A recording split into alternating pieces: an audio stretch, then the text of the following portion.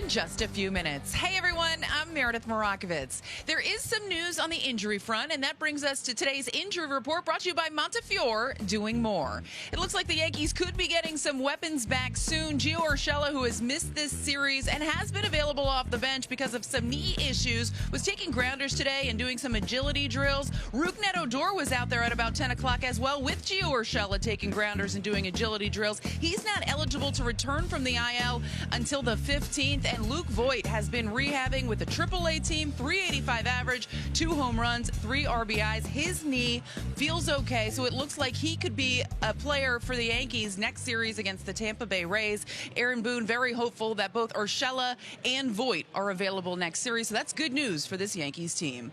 Plenty more to come here on the Yes Network. When we get back, Domingo Germán gets the ball. Michael Kay and Paul O'Neill have the call. First pitch coming your way after the break.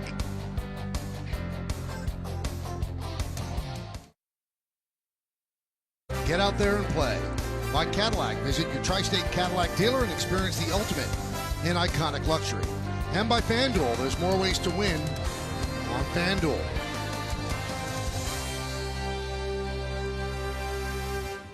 Well, it's a beautiful Mother's Day here at Yankee Stadium, the end of the longest homestand of the year. And now the Yankees will have tomorrow off and head out to the road for a 10-game road trip, which matches their longest road trip of the year. So the Yankees take the field, and we're going to take a look at the Nationals starting lineup, which is brought to you by TikTok. It starts on TikTok. So the Nationals coming at 13 and 16, and Trey Turner, their shortstop, will lead off. He's one of 3 players in the big leagues with 7 home runs and 7 stolen bases. Then it's Josh Harrison and the brilliant Juan Soto. Josh Bell's at first base, Starlin Castro at third, Kyle Schwarber in left field. And the bottom third of the order is the catcher Gomes, right fielder Hernandez, and the center fielder Robles. And they will be facing Domingo Germán, taking his warm-ups right into your living room. Germán is 2-2 with a 4.32 ERA. The numbers are pretty good after a rough start for him. He's got the ERA down to 4.32, a strikeout per inning, and just 5 walks. So let's take a look at the scouting report, Paul. Well, it was a helpful sight. He went down to the alternate site, and he's been much better since returning 3 starts, 2-0 with a 2.50 ERA. Good matchup? Yeah, it is a good matchup. The Nats are a fastball hitting team. You've seen it in this series. They even turned Chapman's fastball around like it was nothing. Germán's best pitch is his curveball. People hit 129 against it, so good for him. And swing the bat. Very low walk rate. Major League average is 8.9%. He is at 4.7%. Michael, let's go over the Yankees defense. All right, and Geico will bring it to us. So Aaron Judge is off today, so Clint Frazier is in right, and Gardner's in left. The infield, Andujar, Torres, LeMahieu, and Ford. Sanchez behind the plate, and Germán is on the mound. Turner's ready.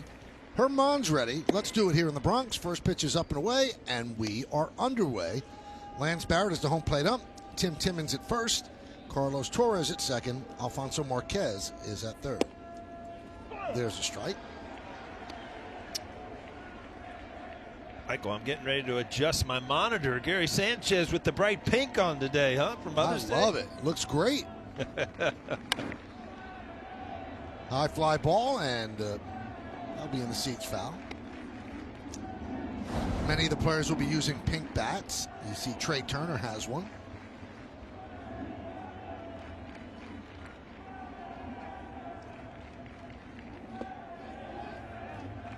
Checks the swing, and the umpire is wearing the pink wristbands, and a lot of pink is prevalent here at the stadium, and that's to raise awareness for breast cancer research and to raise funds for it as well.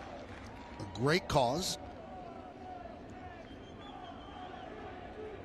Can always use the money. That pitch is high, 3-2.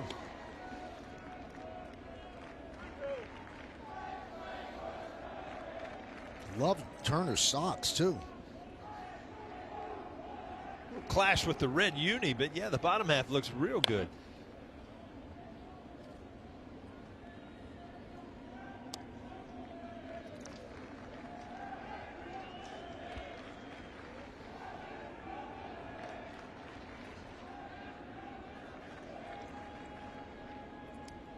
And Herman deals the 3-2. Grounded up the middle. Grabbed there by LeMahieu. Throws to first. And not in time, as Ford could not complete the scoop. He had a nice try to stretch there, but the throw was offline. So Trey Turner reaches on a single. Yeah, a lot of this is because of Trey Turner's speed. One of the faster guys in the Nationals lineup. DJ LeMahieu has to get rid of the ball going away from the play. Mike Ford not able to stay on the bag.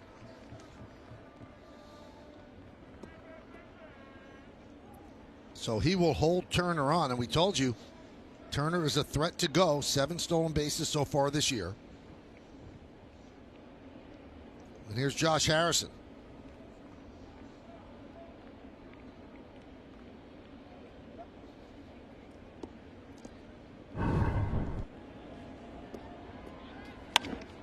Turner, you talk about his speed. This ball on the left side of second base and right side of second base. Very tough play for LeMahieu. Had a do or die. Again, just not able to make the play. Harrison shows bunt, takes a strike on the outside corner, 0-1. Hey, the Nationals can hit. They have a .246 team batting average, and that leads the National Leagues, and it's 5th, or National League, and it's 5th in all of baseball.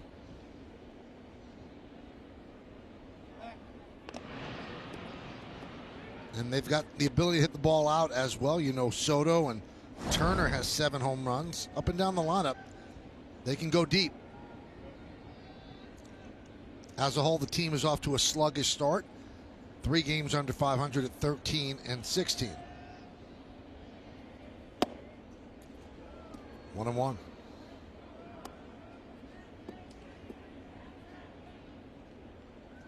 Yankee starters have done a very good job so far. 3.57 ERA. That's 8th in the big leagues. And in the last 18 games, the starters 2.80.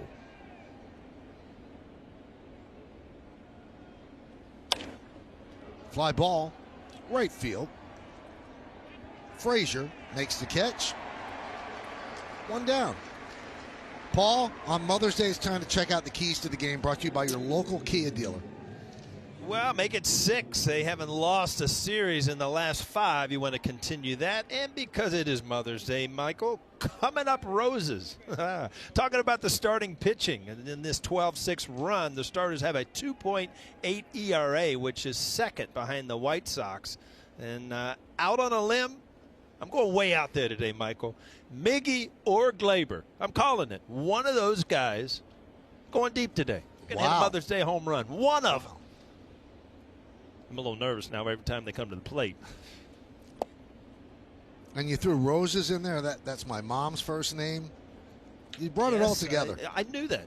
I put a tie on it, brought it all together for you. Beautiful.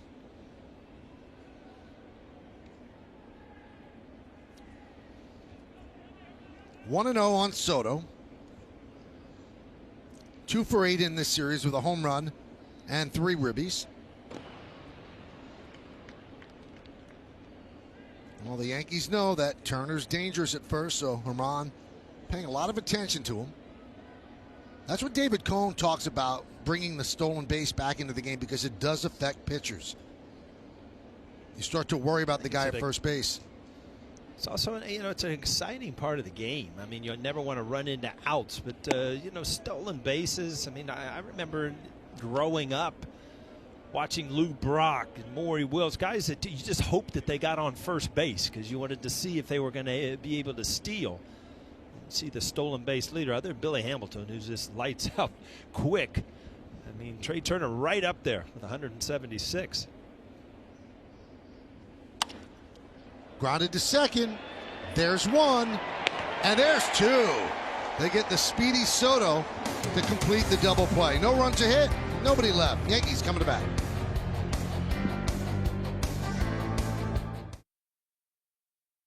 And Hunter Leali from OC Smash in Monroe, Woodbury, New York. Great job. And the starting lineup brought to you by them and by TikTok. It starts on TikTok. Joe Ross gets the start for the Nationals. 5 starts, 2-2, 4.39. How about the scouting report? Well, he's back. He opted out. He and his teammate Ryan Zimmerman last year opted out because of COVID, and 4-1. What a split. First 2 games, 11 shutout innings. Then on April 19th, he gave up 10 runs in 4 1/3 against the Cardinals. But then the last 2 have been good, too. 4 games at 1.21, so he has been tough and pretty much old school pitcher. Sinker, slider, throw a changeup every once in a while, but basically just a 2-pitch pitcher. And a first pitch strike to LeMahieu.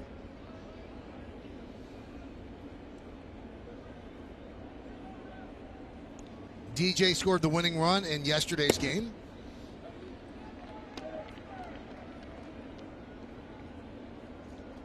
DJ scored a lot of runs recently. It's 14 runs in his last 11 games, which is the most in the majors since April 27th. So he's starting to offensively become what you're used to seeing, hitting the ball all over the place, scoring runs, setting the table.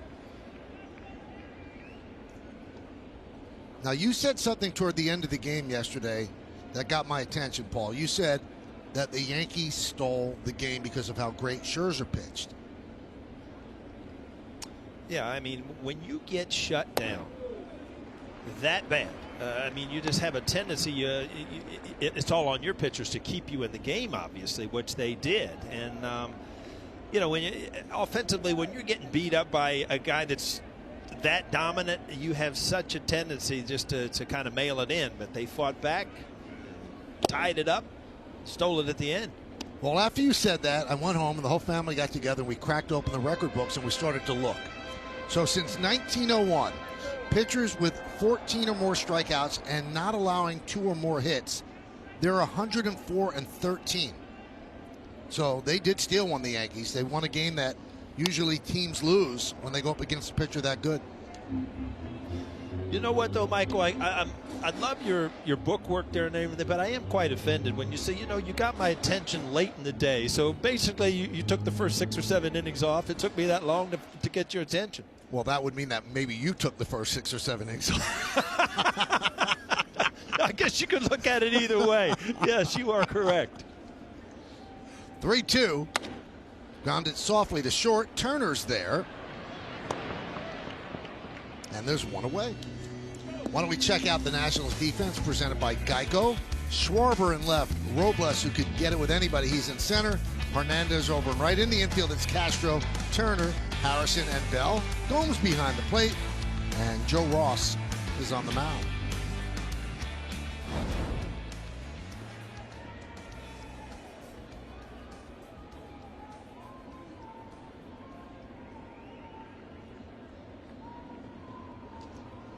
Joe Ross last year elected not to play because of COVID, and he said it was very, very strange to actually just sit out the season, not because of an injury. And he said it made me appreciate what baseball does give me during the season. Definitely missed the camaraderie, being around the team, who was kind of your family. He said he missed it, but he wouldn't second guess it.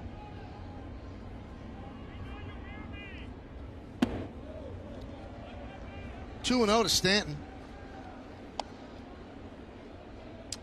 You know, Michael, you look at that, and I never went through it as a player, but, you know, you wonder how the other players look at guys that, you know, hey, we all got together, we all played, we got through it, and, you know, you kind of opted out. I'm sure that, you know, a lot of people have respect for the guys who did it, but it'd still be weird to know a guy is at home able to play and just opting out.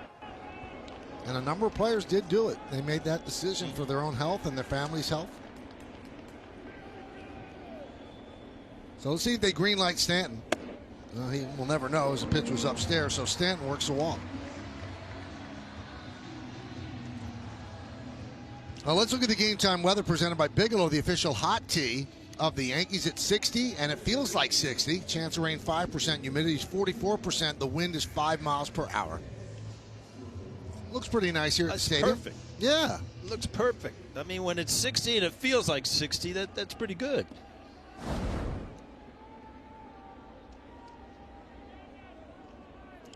Here's Aaron Hicks.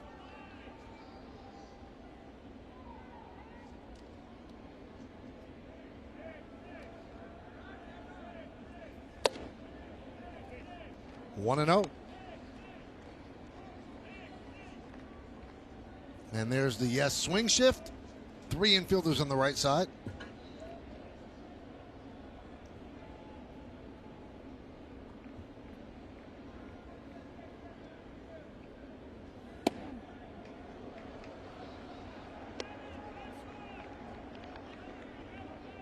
Two and 0. So 6 straight out of the zone for Joe Ross.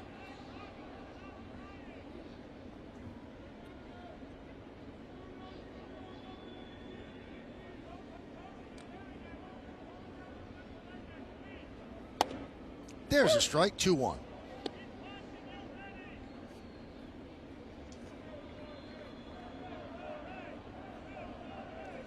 Gleyber Torres on deck.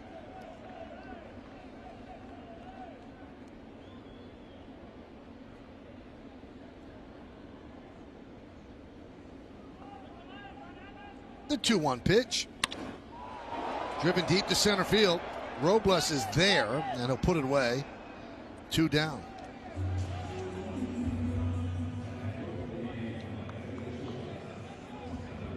Tell you what, if you're a Yankee hitter and you hit it to center field, they better go out of the ballpark. Because we've seen Michael Robles look so natural out there.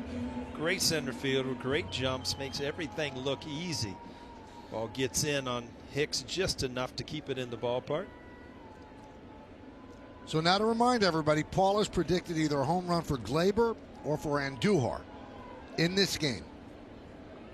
Out on a limb, Michael. You never know. You just got that feeling, right?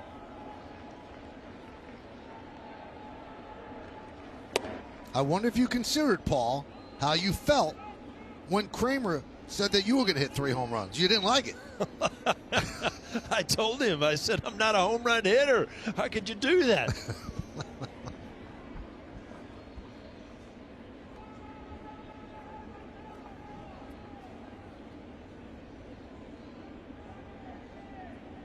The 0-1.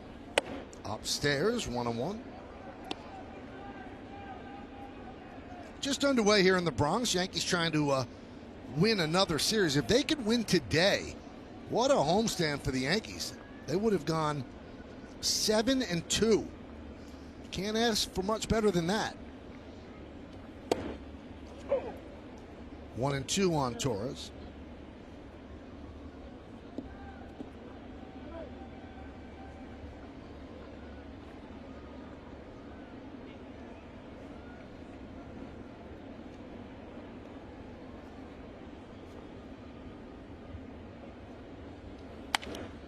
You know, Paul, you were so particular with your bats. I see you by your locker, you'd weigh them. Would you switch to a pink bat on Mother's Day? That would really mess me up. I take batting practice or anything, sure, but I remember how cool I thought the black and the real dark wood was. I just was so used to looking at my bat in a certain way that I couldn't change. It was really weird. 1-2. Swing and a miss. Torres down on strikes. No runs, no hits, no errors. 1 man left on base. Let's go to the second at the stadium. Yankees and the Nationals. 0-0.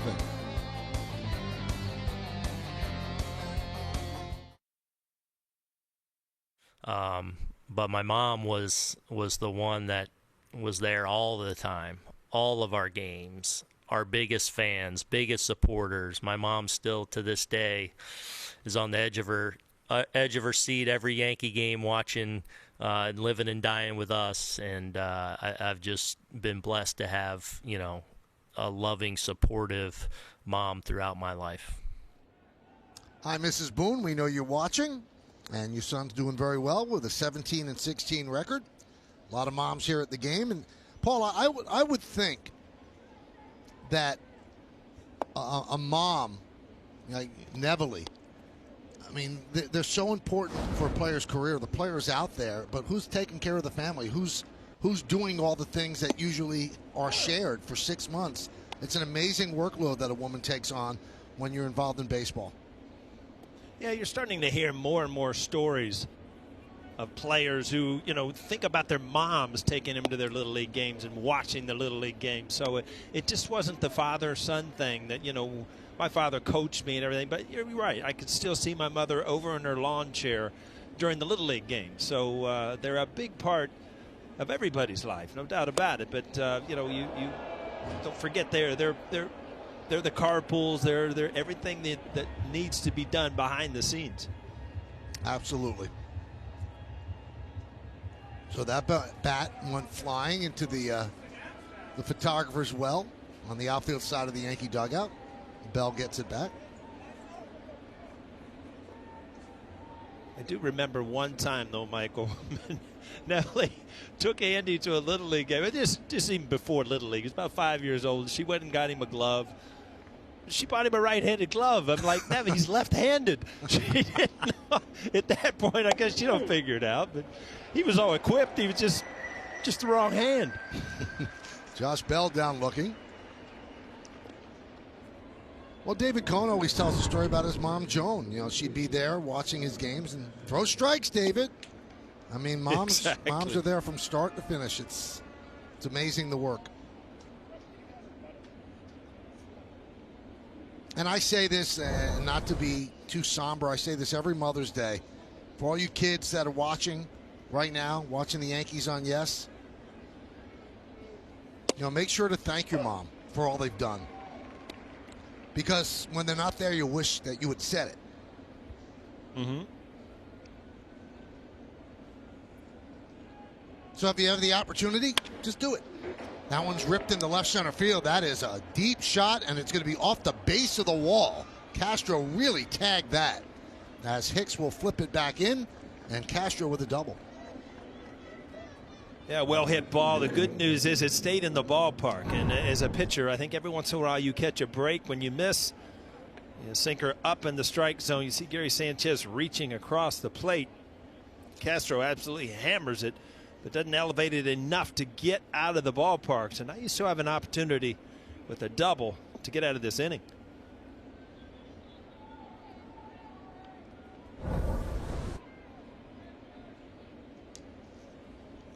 So here's Kyle Schwarber, 2 for 9 in this series.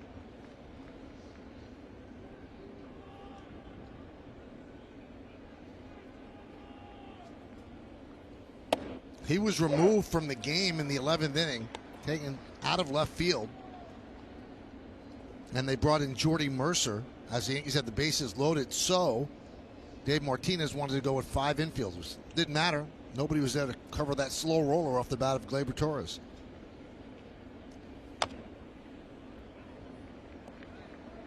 But some outside the box thinking. Joe Girardi did that yesterday with the Phillies in a real tough loss they had to the Atlanta Braves. He moved Bryce Harper in to play first base to have a 5-man infield.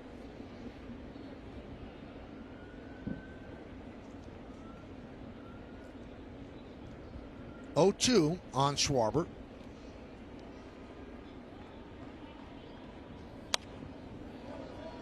Still 0-2. You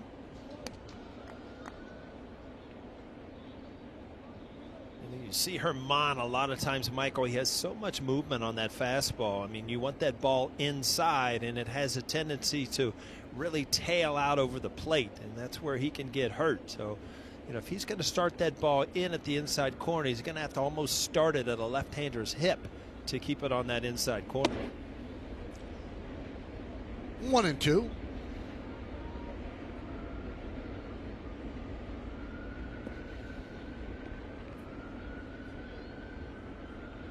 talked in the scouting report about how good he is with his curveball, and he's basically set him up. That curveball here, going in, going away with hard stuff. Good time to try to bury that curveball down and in. Swing and a miss. Schwarber down on strikes. Yeah, that's the art of pitching. I mean, you set him up to go down and in with a breaking ball. All of a sudden you see the spin there, and it just disappears when you're looking for that fastball.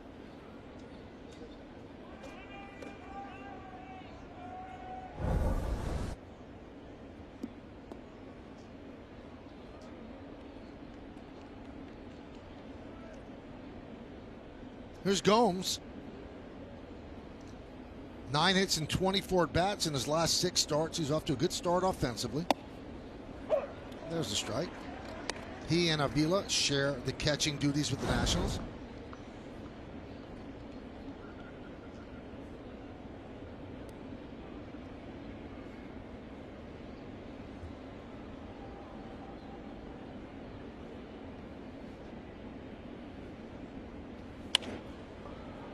Fly ball shallow right field. Backing up is Ford, and he makes the play for the final out. So Herman pitches around the double by Castro as the Nationals strand 1. We'll go to the bottom of the 2nd inning. Gary Sanchez will lead it off. 0-0.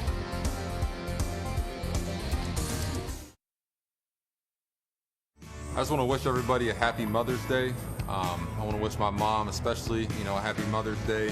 I wouldn't be in this position, getting a chance to wear these pinstripes and, be where I'm at in life without all your love and support. So thank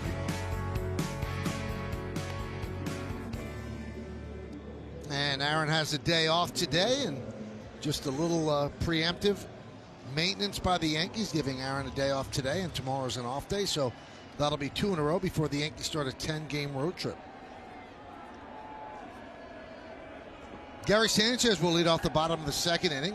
Nationals have 2 hits. The Yankees have 1 walk against Joe Ross in the 1st inning. So Sanchez, Ford, and Frazier against the Nationals right-hander.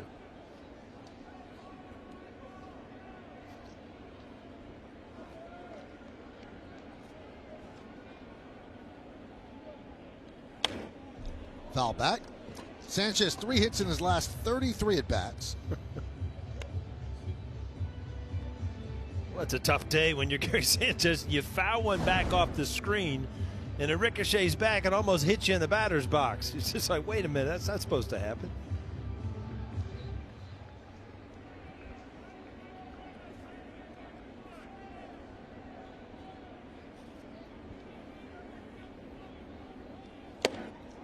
Big cut, 0-1. Here's Gary, almost got hit with the ricochet. I like that.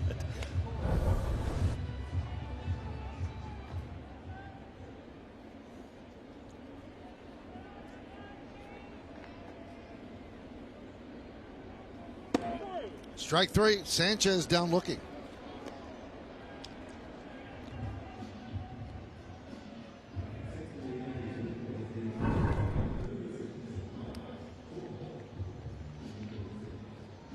You really can't argue with that. Good pitch. Ross had come in, a couple fastballs, take a little bit off, go to the outside corner.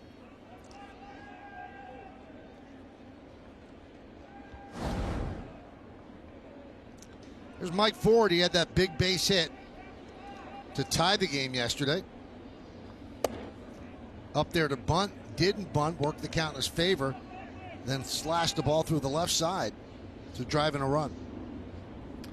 Yeah, that was such an interesting at bat, Michael. We thought he might not even hit the lefty on lefty. Then he was up there to bunt. Then you get to a 3-1 hitters count. Aaron Boone takes it off, and he just does a great job of hitting, of knocking one the other way, and broke an 0 for 20 slide too. So a lot of confidence and a big gamble from Aaron Boone that worked out.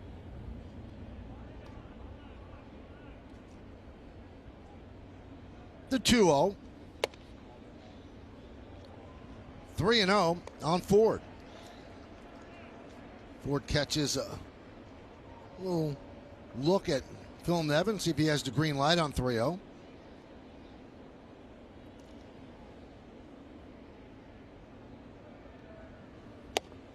And that's ball 4. Second walk by Joe Ross.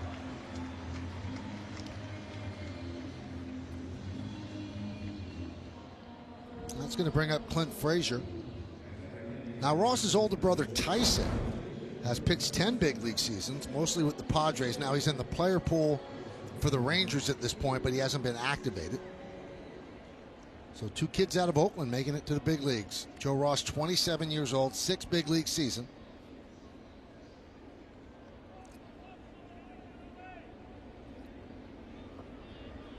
Pitch to Frazier. Shallow right field. Going to be a tough play for Hernandez. He comes in to make it for the second out. MLB Ballpark app will complete your next visit to Yankee Stadium. Buy and manage game tickets, redeem offers, access exclusive content, and much more. Download the MLB Ballpark app today.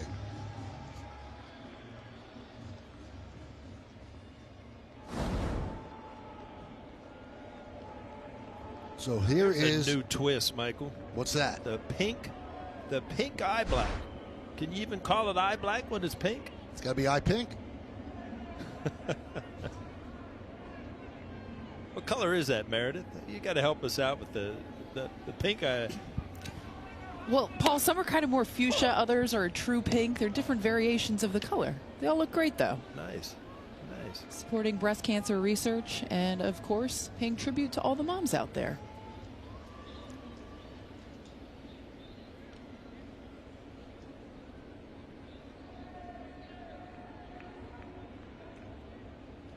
You know, Meredith, while, your mic is red hot right now, how about sending out a Mother's Day wish to your mom? I would love to. I know my mom is probably watching right now. She is now the biggest Yankees fan since I got this job back in 2012. So happy Mother's Day, Mom. I love you, and I can't wait to see you.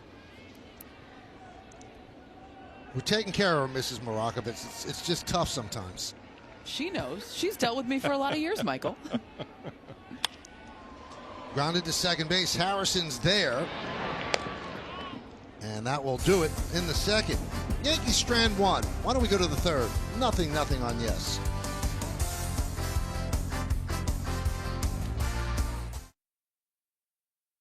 Hybrid vehicle of the Yankees. Today's picture comes to us from the Horvath family. Lincoln and Mason are always cheering on their idol, Aaron Judge, all the way from Canada. Use the hashtag Toyota Pinstripe Pride. Post your picture to social media to reflect your love for the Yankees, and we might spotlight you in a future game. And they're highlighting the top hat logo, which I think is an underrated, great logo in baseball. Yankees associated with the interlocking MY, but the top hat logo, that's lit. It's lit, Paul. That's what the kids say. You're a big fan, huh? I love the top hat logo. Look, you have it right over your right shoulder. You have the top hat logo. I know. I was just peeking back there. It's pretty cool. Yeah. Pretty cool stuff, right? Yep. I like Take it. me out of the picture. This place is beautiful.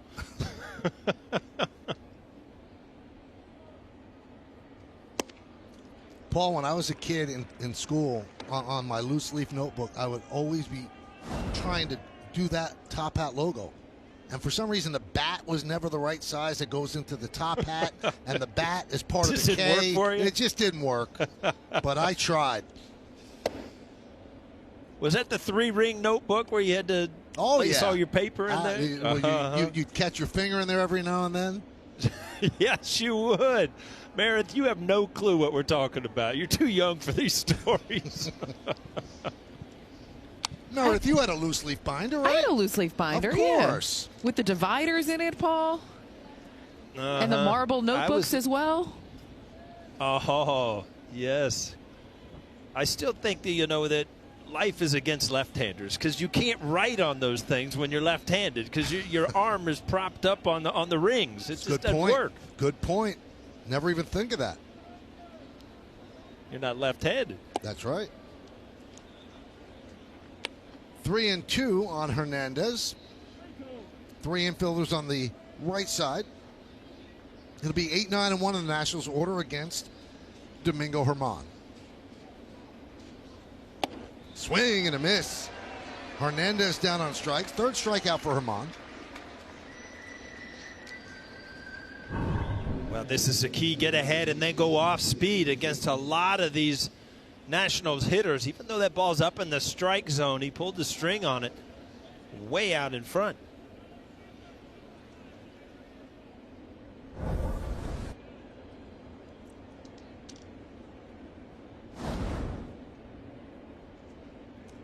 There's Victor Robles. Fouled away.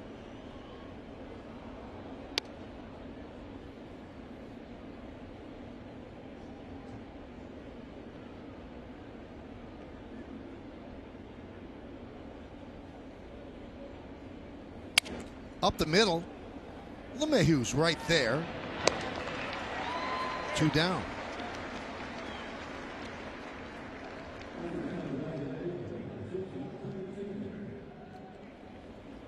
Back up top to Trey Turner. Reached on a single behind second base in the first inning.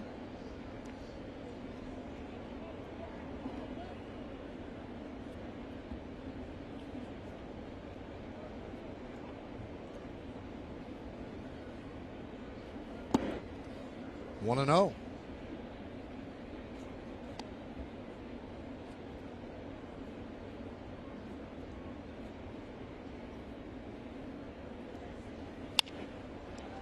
That one is looped into shallow right field. It's going to be a base hit. Perfectly placed by Turner. We talk so much about exit velo, and the 2 hits that Turner has, not too much exit velo on either of them. Yeah, you can't complain if you're the Yankees, though, because you look at the game yesterday and the outcome on a couple of those Gleyber Torres hits. So if they're going to even out in this series, good that there's 2 outs and nobody on to have this one drop in.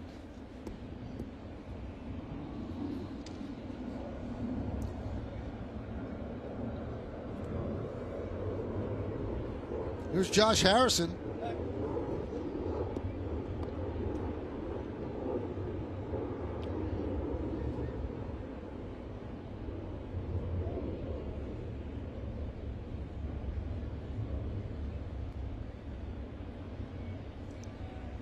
Yankees have 3 infielders on the left side. Pitch out. Yankees thought Turner would be going 1-0. You know, it's funny, Michael, that used to be a big science in baseball also, was the managers and the coaches calling pitch outs, and you seldom see them anymore because so few players are stealing bases that it's not a guessing game with the other team to try to guess when you're stealing.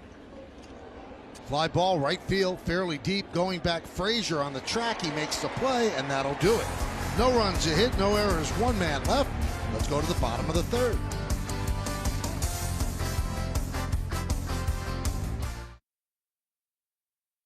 Say happy Mother's Day. Thank you to my wife for being a great mom to my 2 kids, and for my mother for helping raise me and turn me into the man that I am today. Happy Mother's Day to all of you. We'll have messages like that throughout this game. When you ask players to talk about their mom, there's no reluctance. They gladly give their time to do that, as they should. And Brett Gardner will lead off here in the bottom of the 3rd inning. It'll be Gardner, LeMahieu, and Stanton against Joe Ross. Rubber game of a 3-game set. Nationals won the first game 11-4. Yankees won in 11 innings yesterday. And now 0-0 bottom of the 3rd. Pitch is high to Gardner, 1-0.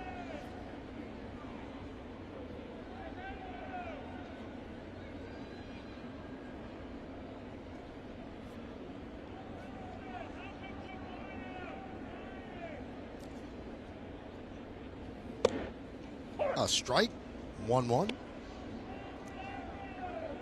Gardner has not found it yet this year. He has 5 hits and 43 at bats, hitting just 190.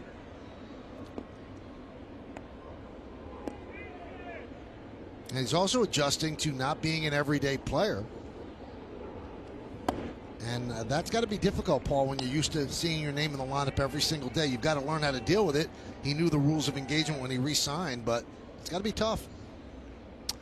Yeah, I mean, he has got in a lot defensively in this, periodically getting his starts, but sure, it is a big adjustment. I mean, when you're used to just coming to the ballpark and knowing that you're in the lineup, and all of a sudden, you sign a contract thinking I'll deal with it, but when you do start to deal with it, you notice how different that is.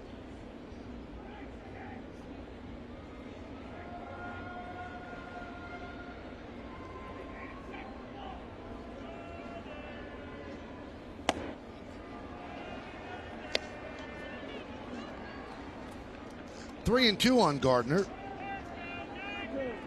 Yankees have 2 walks against Ross. They've yet to pick up a hit.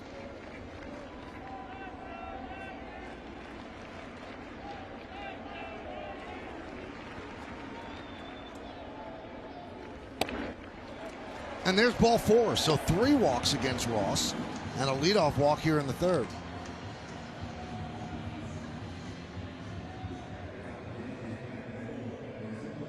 We said that Ross was, basically an old school pitcher. A lot of sinkers, a lot of sliders. Does not want to be up in the strike zone. And right now kind of missing up in the strike zone, which is a dangerous place to miss when you're a sinker ball pitcher.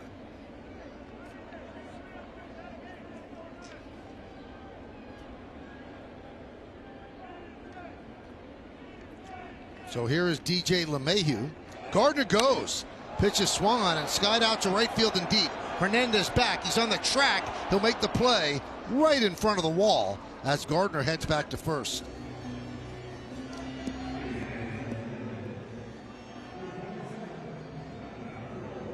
That's good to see Brett Gardner in motion, trying to make things happen. DJ LeMahieu, a little slider right there, tries to stay in and hit behind the runner.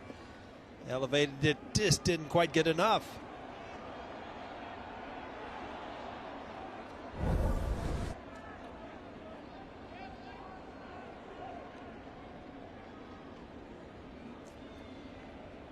Here's Stanton. He walked in the 1st inning.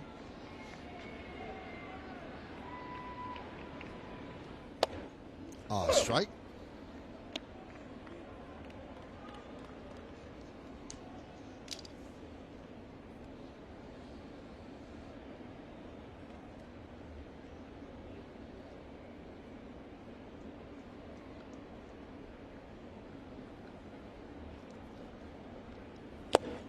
Snap throw to first.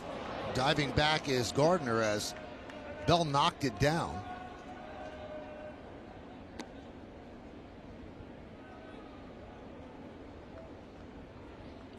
Well, after the game today, Yankees have tomorrow off and then 3 games in Tampa Bay, 3 games in Baltimore, and 4 games in Texas.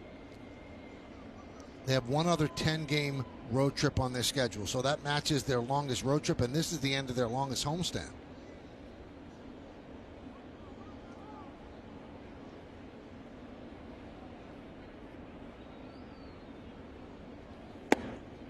One and 2. And you'll see the 3 games in Tampa Bay are on Yes, then Pix 11 and Prime Video, then back to Yes, then all 4 in Texas are on Yes. And then Yankees come home to play the White Sox.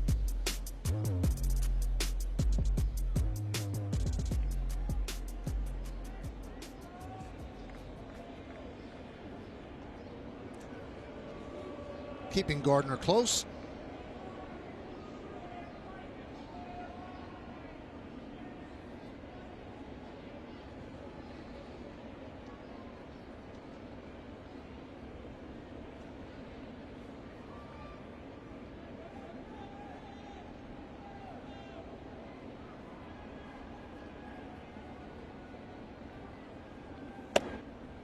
Two and 2.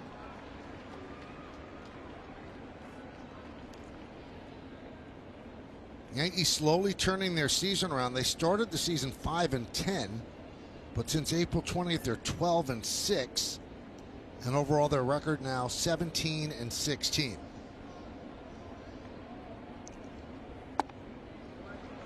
So from 0-2, Stanton's worked the count full.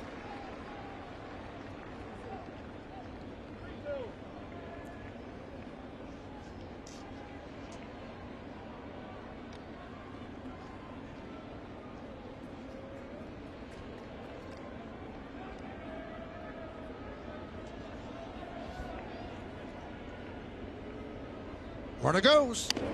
Foul back. They'll do it again. So Gardner getting in his running.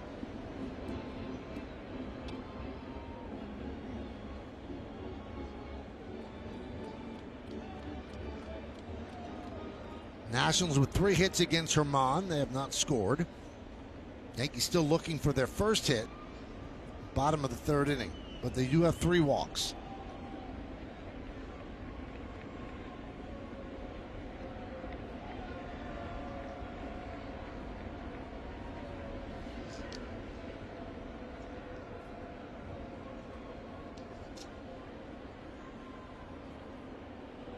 Goes again. Pitch is high, so a walk to Stanton, his second walk. And the Yankees' fourth walk against Ross. Now they want to cash in on these free passes. Jim Hickey will come out and talk with his right-hander. Yeah, as a hitter, you go 0-2 to ball 4. You got to figure you're in there. I mean, it's a long way back from being 0-2, but Stanton did a good job of staying off the pitches outside the strike zone. He had one pitch up in the strike zone that he fouled back. Then Ross didn't come close. 3-2.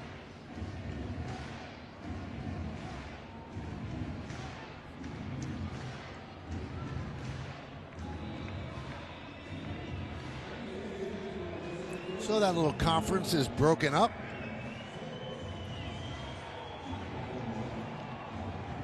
And that's going to bring up Aaron Hicks. Hicks hit one to deep center that Robles ran down easily. That was in the first inning.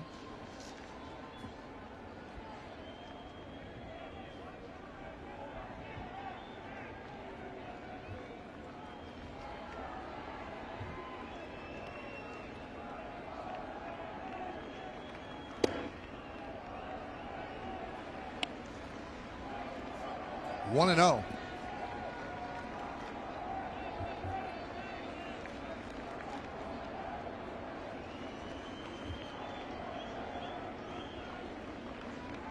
Gardner leads off second, Stanton off first. One man out, bottom of the third.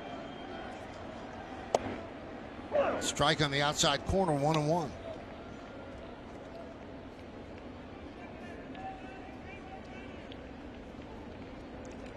Well, Paul told you this in the scouting report. Ross has pitched well this year, except for that one game where he gave up 10 runs, and that's kind of inflated his ERA.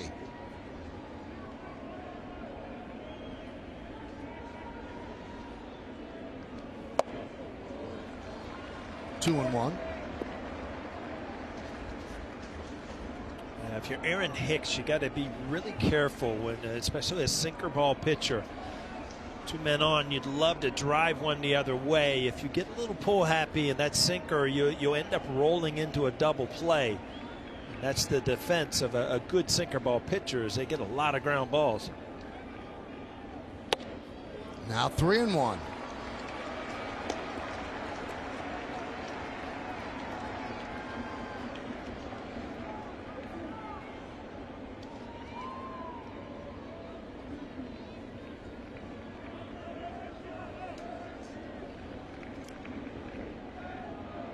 Yankees looking to break through here in the bottom of the third inning. A 3-1 count on Hicks. Ross deals. Swing and a miss, 3-2.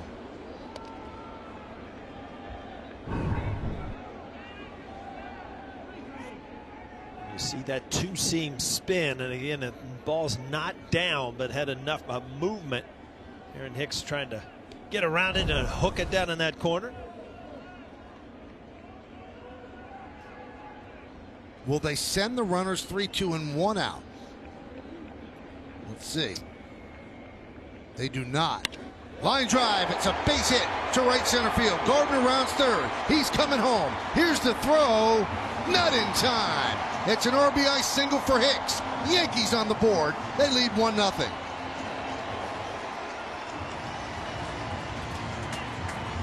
You're starting to see some signs of Aaron Hicks with some really good at-bats, and this is no different. Ball up in the strike zone again, trying to sink it away.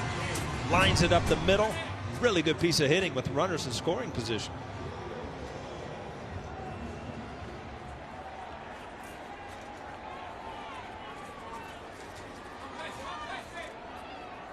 And here's Torres. And Gardner cuts the bag beautifully. And the play was closer than you would have thought, especially where Robles fielded the ball. But boy, he's got some arm.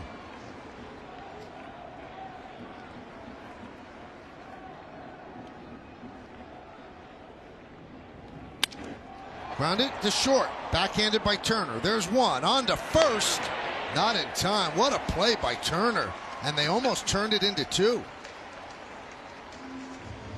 Yeah, Turner's impressive. We've seen what little we've seen in this series. Off to a great start offensively, defensively sound. I mean, he's just a good, solid player. And if you look at how they got him, he and Ross were part of that big 3-team deal back after 2014 from San Diego, where Will Myers ended up going there and Steven Souza Jr. went to the Rays. So it looks like the Nationals got the better end of that deal.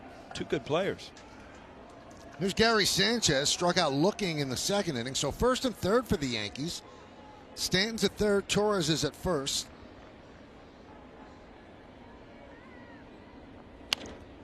Grounded foul.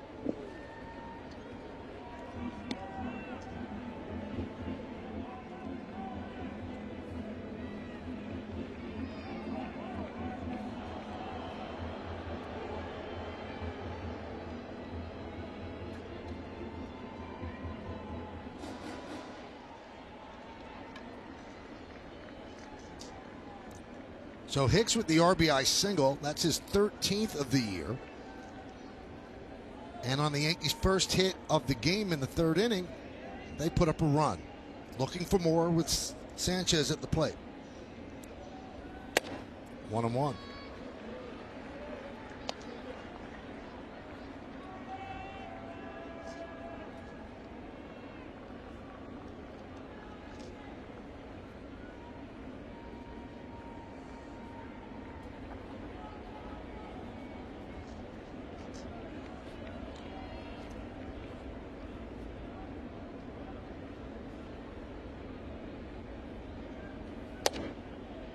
With Sanchez at the plate, Stanton is taking a lead literally in the third base coaching box. So now he knows how Phil Nevin feels when he's up. It is a strange feeling because when you want to get off the base, you want to always be leaning towards home plate in case the ball's in the dirt. But you just know you have no time for those line drives, and if they're a line drive from a right-handed hitter, they kind of follow you because they have that hook spin on them.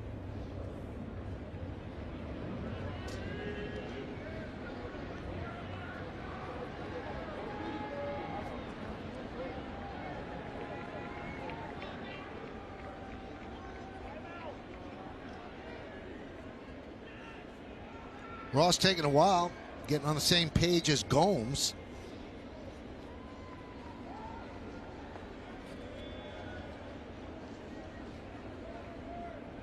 Two, 1, 2-2.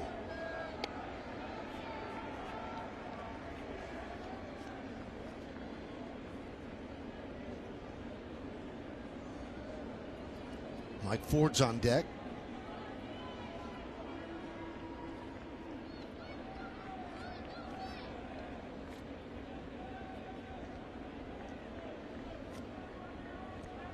The 2-2. Pop foul and out of play.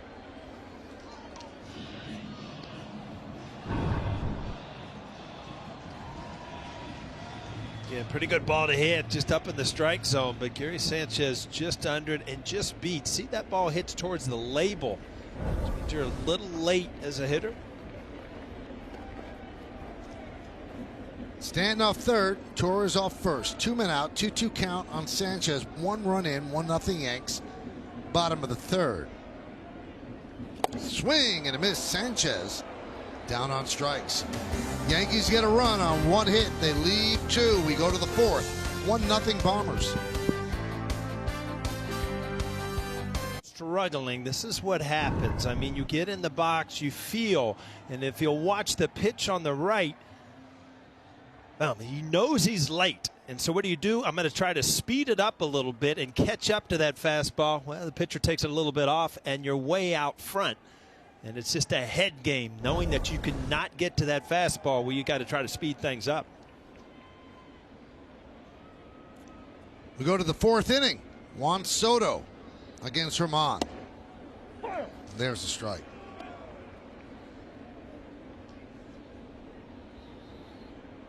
Juan Soto's 22 years old, and he was born 4 days after the Yankees swept the 1998 World Series.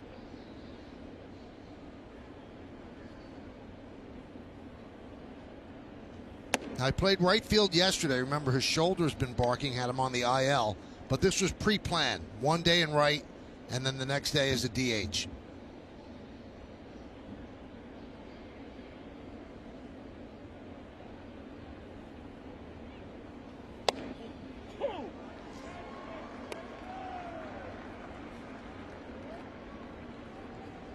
Wow! Imagine if you had to choose one of these two.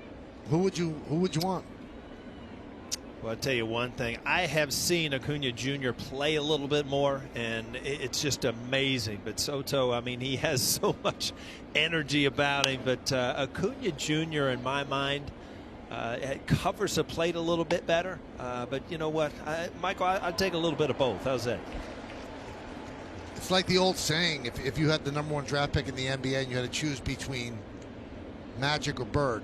Oh, you want to take Bird? I'll take Magic. Oh, you want to take Magic? I'll take Bird. I think you're going to win whichever way you go.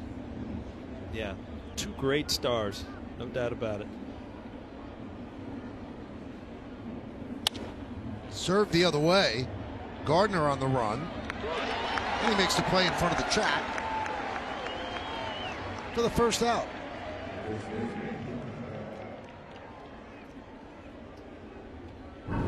So Soto takes this swing, Paul, fouls the ball off, and then wants to make nice to the bat and said, you know, it wasn't your fault. Here's a kiss. You know, that pink bat reminds him of his mother. He's just showing a little affection, but holy smokes. He does have a lot of personality and a lot of antics when you watch him in the batter's box. The way he takes pitches, the way he goes about his game. I mean, what he can do on the field at this age, haven't seen it very often.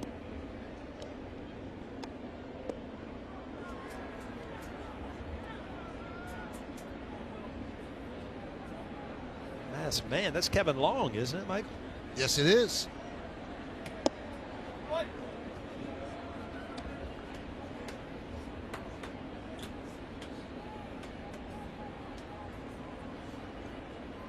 He's won 2 World Series as a hitting coach, one with the Yankees and one with the Nats. As Bell goes down on strikes.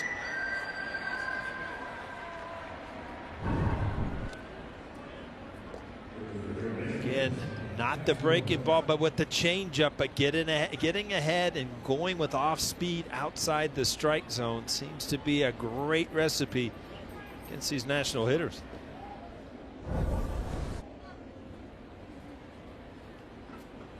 So here's Starlin Castro. He doubled off the base of the wall in left center. Really gave it a ride. That was in the 2nd inning.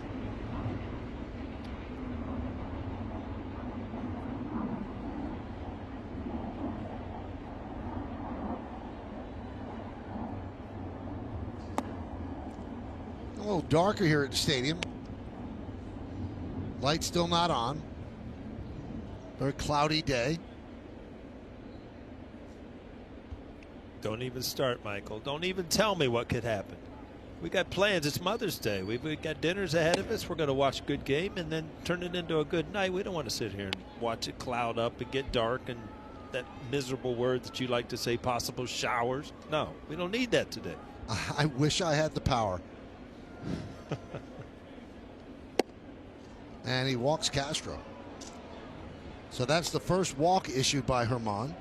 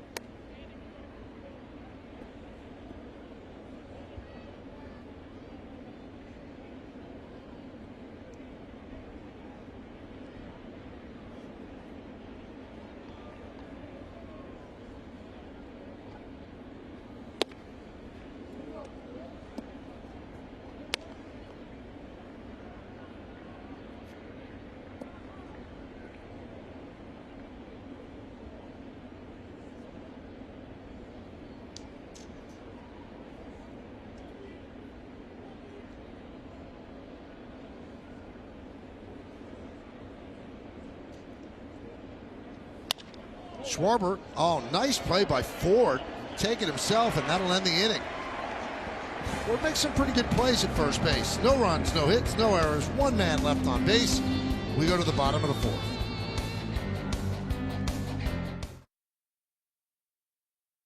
Mother's Day, Mom. I just wanted to thank you for everything you've done for me in my life.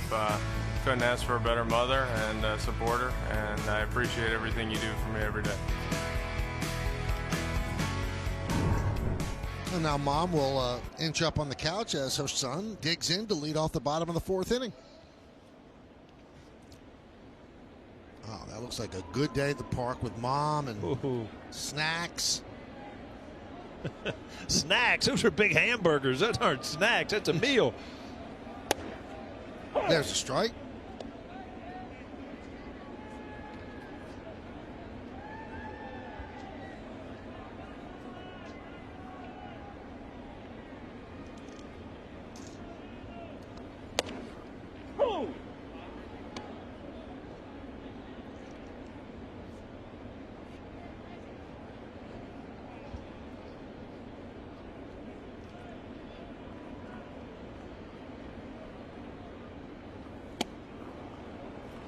And Ford down on strikes.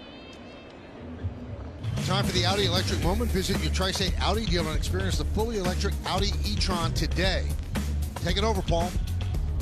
Yeah, it was a really cool moment yesterday. Kevin Biggio in Houston, where his father played.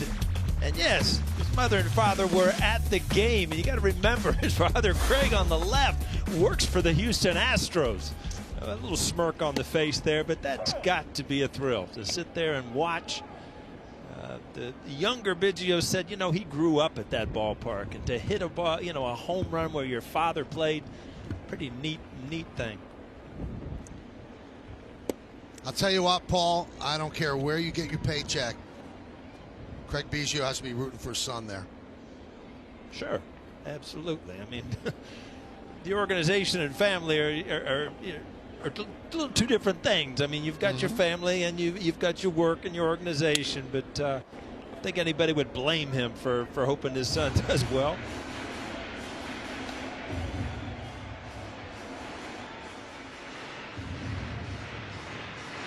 I remember reading Doc Rivers. He actually said he hated coaching when his son was on the other team because, you know, you're torn. I mean, how can you know, coach a team to make your son not play well and things like that? Very tough. Yeah, when you're a coach or a manager, you have to actually do things to stop your child. But, you know, if you're an executive, I'm sure if Craig Biggio rooted against his son, Cavan's mom would slap him right in the back of the head.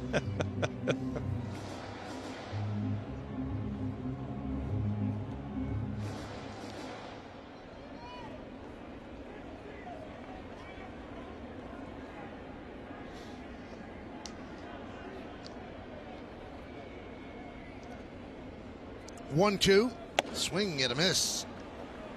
Frazier down on strikes. 5 strikeouts and 4 walks for Joe Ross. Yeah, the only thing you can say about Ross, I mean, does get a lot of movement, but he has given the Yankees some opportunities, and you hate to see these opportunities continue to go by, you know, 1-0, and they've had some innings where they could have busted this game open. And it puts a lot of pressure on Herman to keep the Nats from scoring. You know, Paul, when you look at the Yankee lineup and then you look at their 17 and 16, and obviously fans want better, and the Yankees want better than 17 and 16. But it's almost remarkable when you look at the bottom of the order and the lack of production that they're getting out of important people, that they're a game over 500. It shows you how important the pitching has been. There's the soft ground ball is short.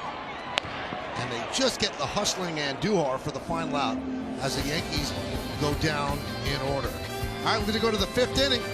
1-0 Yanks. Fastest to reach 400 strikeouts in Major League history. He did it in just under 235 innings. Ronald Acuna Jr. hit by a pitch on the left hand. Day-to-day got his pinky. And Francisco Lindor, 5 for 11, 2 extra base hits, 3 ribbies last 3 games. He was 0 for 23 in his previous 6. And there's a strike. 0-1 as the Nationals send up the bottom third of the order against Herman. Yankees lead 1-0.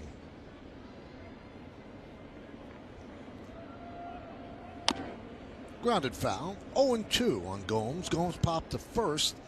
That was in the second. Now the lights are on here at the stadium now as we begin the 5th inning.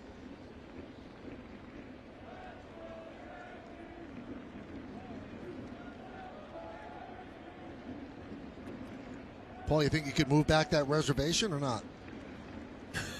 It's at home. It could come anytime. Swing and a miss. Gomes down on strikes, 1 away.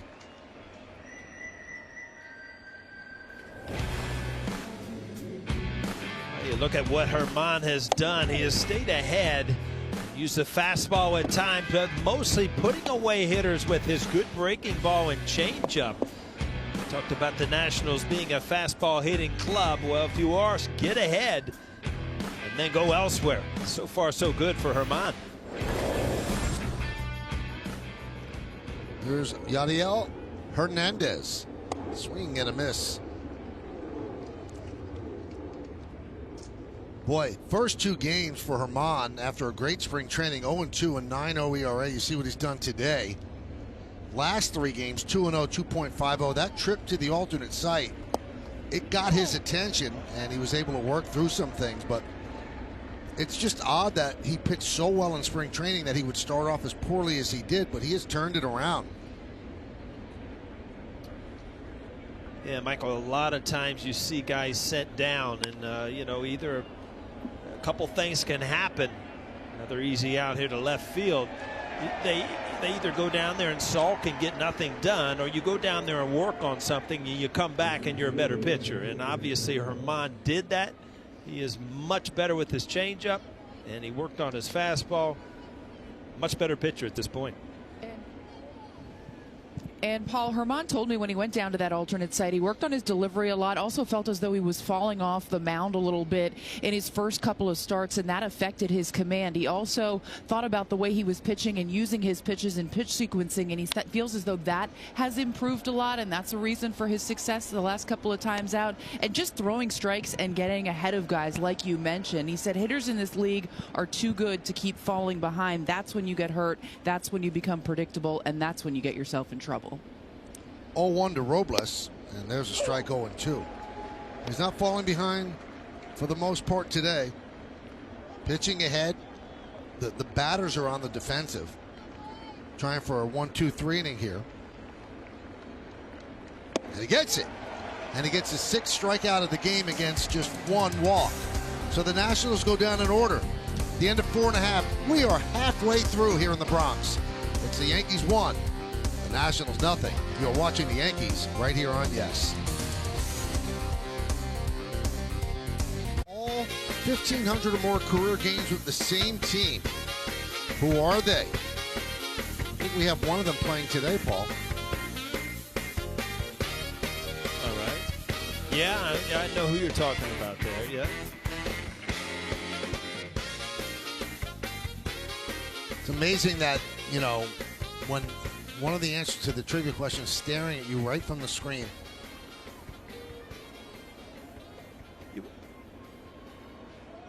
I think we have one from each of the team. One from the Yankees and one from the Nationals. Yeah, you're right. Possibly. I think you're correct.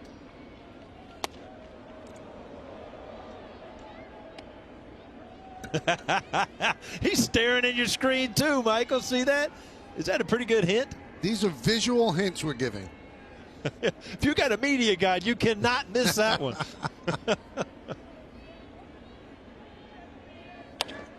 Ground it, just foul.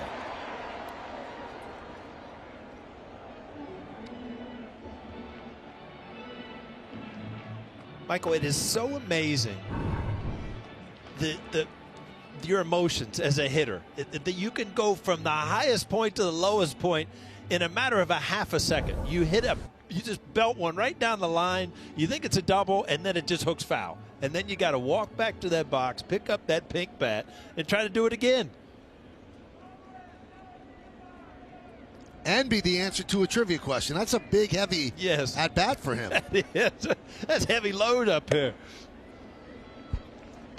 2-1.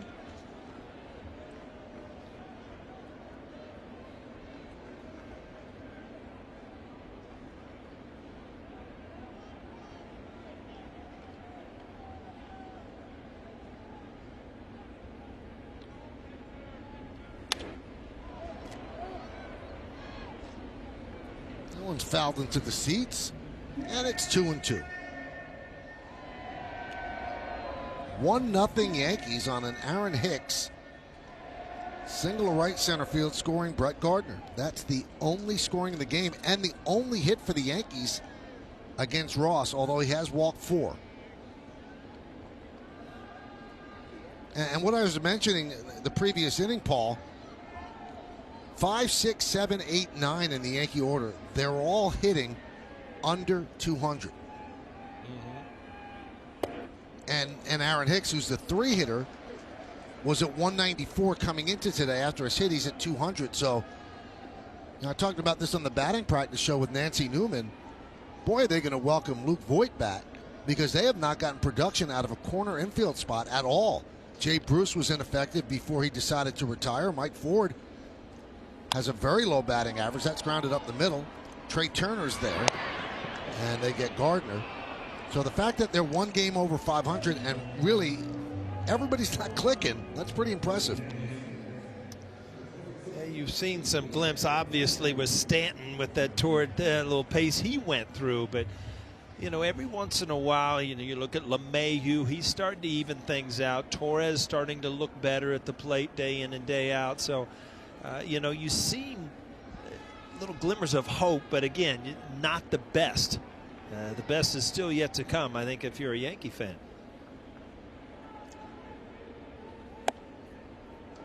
Yeah, for the most part, Paul, people will hit to the back of their baseball card. Yeah, some people will have great years that exceed what they've done before. Some will have bad years.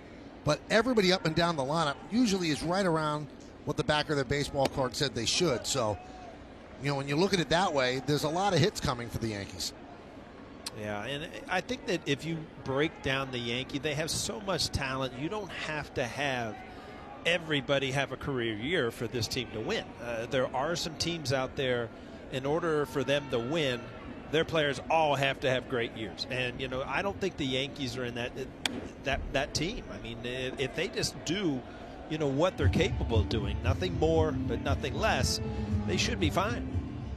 And then the way their starters are actually pitching, I mean, they've picked up this team. They're the reason that the Yankees have been 12-6 in their last 18 games. It's because their starters have been extraordinary. And their bullpen all year, except for a couple of hiccups, been rock solid. The 2-1, 2-2. And Luke Voit hit another home run today.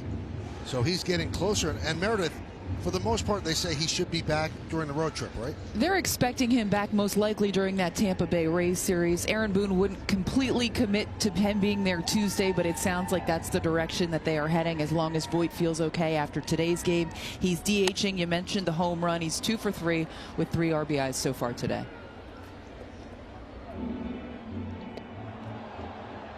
So just a long foul ball there by LeMahieu.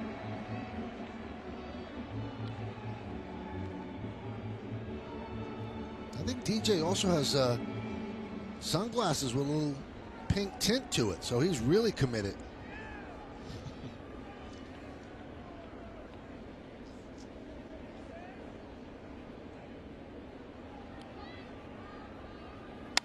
Line drive into right center field. It is a base hit, cutting over is Robles, and he will hold LeMahieu to a single. Well, fans, go to @YesNetwork on Twitter and vote for the Montefiore Doing More Player of the Week. Is it number 1, Giancarlo Stanton, number 2, Corey Kluber, or number 3, guy who just got that single, DJ LeMahieu?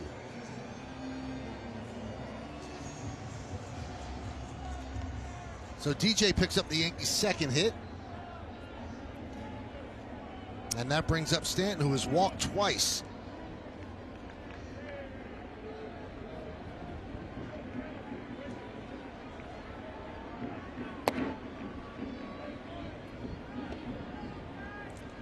He's being very careful in his pitches to Stanton.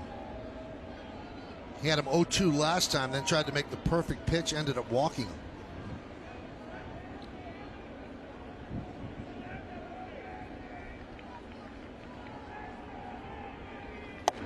And when he was in the midst of that 12-game hitting streak, Stanton said that, what's happening is that he's hitting mistakes.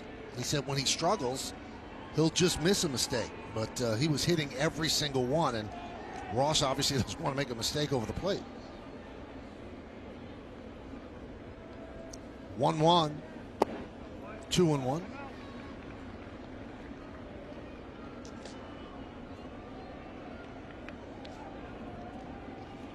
You also got a note, Michael, that DJ LeMahieu, picking it up offensively makes it very difficult for pitchers to pitch around Stanton now.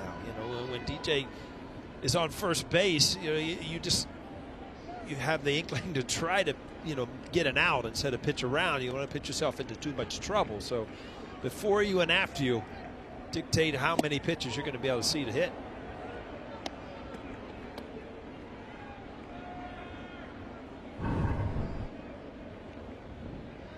Got a good one right there, 94. Right on it, just kind of underneath.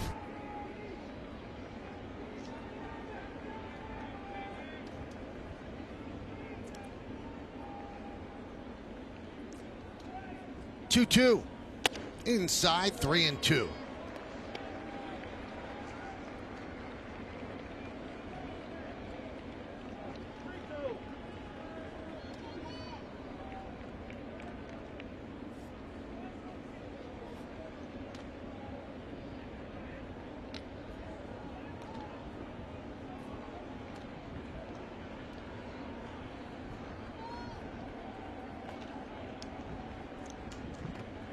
LeMahieu goes. Pitch is swung on and missed. The throw to second.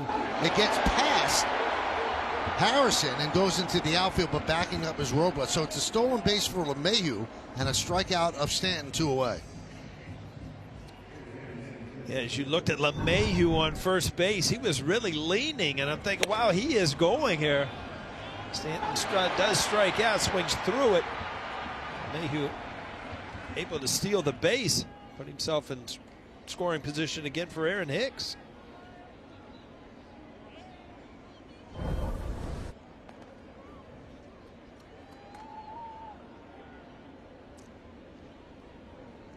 So here's Hicks with an opportunity for another ribby.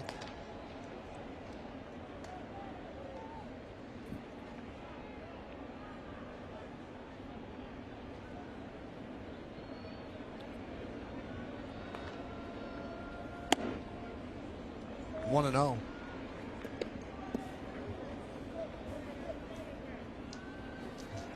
Austin Voth is up in the bullpen for the Nationals. 6 righties, 2 lefties they carry.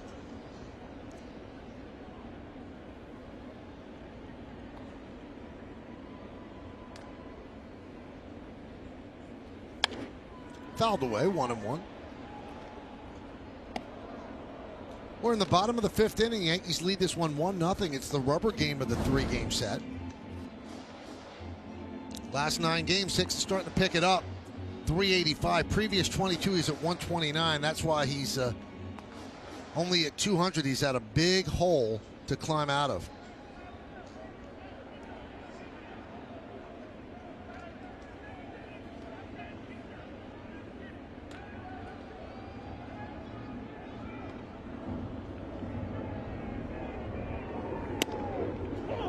Now they go double barrel in the Nats pen. Sam Clay, the left-hander, has joined both.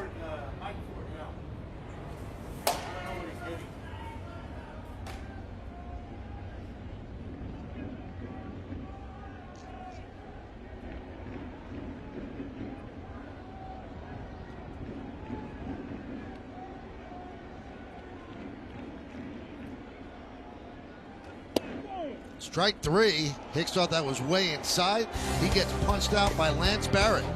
No runs a hit, no errors, one man left. Pitcher's duel in the Bronx, 1-0 Yanks.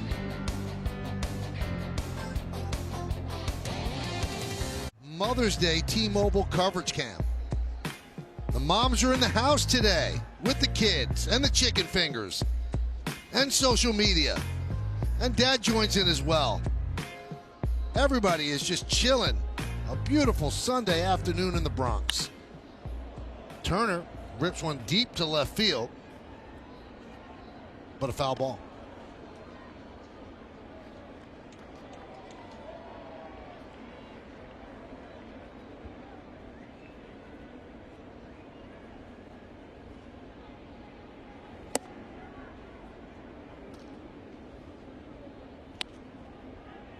So I texted Neville on Friday, Paul, when you revealed that you guys were going to be grandparents in August, and I congratulated her. Mm-hmm. And she that said, story.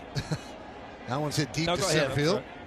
Hicks makes the play to retire Turner. So she said, well, what do you get me for Mother's Day? I said, I'm taking Paul off your hands for 4 hours. So I want to end this story, Michael. This was an amazing thing to me. So, you know, the big announcement, I felt like I was holding it back, but, you know, you set me up and everything. So it just goes to show you what Yankee fans are. So my son, Andy, whose wife is pregnant, goes into surgery, checks on a patient, has his Yankee scrub cap on, right? Mm-hmm. Yep. And he's talking to the patient. He's just saying, oh, I'm a big Yankee fan, this or that. He said, well, I'm glad to meet you. I'm Dr. O'Neill. He's like, oh, my goodness, you're expecting, aren't you? Wow. I could not believe it. News got out fast, right? Isn't that amazing? That is an amazing story. Popped up off the bat of Harrison. I hope, Paul, that he did a good job on the surgery.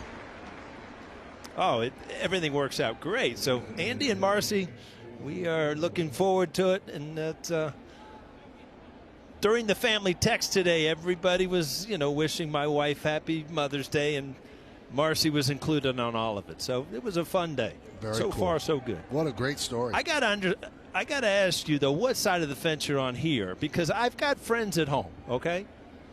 Take care of your mother, right? Okay, what'd you get your wife? Well, she's not my mother. I'm like, what do you mean she's not your mother? She's the mother of your children. So, I mean, you got to take care of your wife and your mother on Mother's Day. Am I correct, Michael? I think you're very correct. And those that don't feel like that are going to be sleeping on the couch for a while. Like, what do you mean she's not my mother? Well, you know, you've got beautiful kids. She's the mother of your kids. That's right. I never did understand that answer. Those people might have issues deeper than that, Paul, so but we'll get into that later.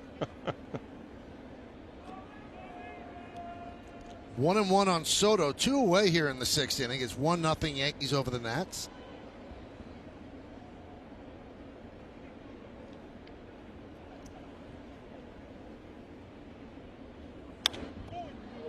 Popped up. And Duhar, long run. And he can't get there. Yeah, I'm sure it comes. Those are the ones.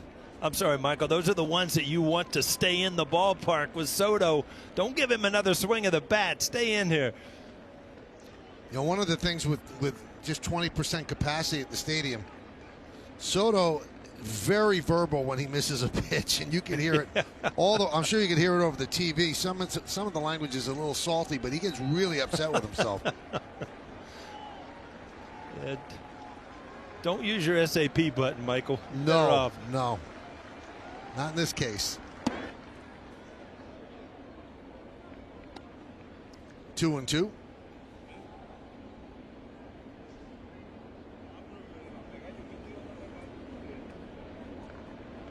Now he's having a running dialogue with Gary Sanchez. Well, you can see he does not stride much because he is really spread out in that box, Paul. 2-2. He has the ability to generate a lot of power from his backside, just kind of back-legging everything, where you see most hitters, they load back, and then you get a forward, kind of a weight transfer. He is so good that he doesn't have to do that. And on the other side, Stanton, not a lot of stride, just strong enough to hit without that weight shift. Grounded sharply to LeMahieu. And that'll do it, a 1-2-3 inning for Herman. He has retired 7 in a row. We go to the bottom of the 6th inning.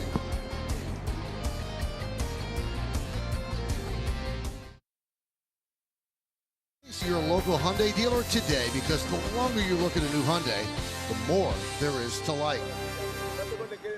There you go, some Sunday morning instruction. Right into the net, little tee and toss. Love it. He's under the ball a little bit, Michael. You want to stay on top a little bit more. Line drives now. Don't pop it up. Hey, got the launch angle working there. Yeah, you need launch angle now to get to the big leagues. He's got it going.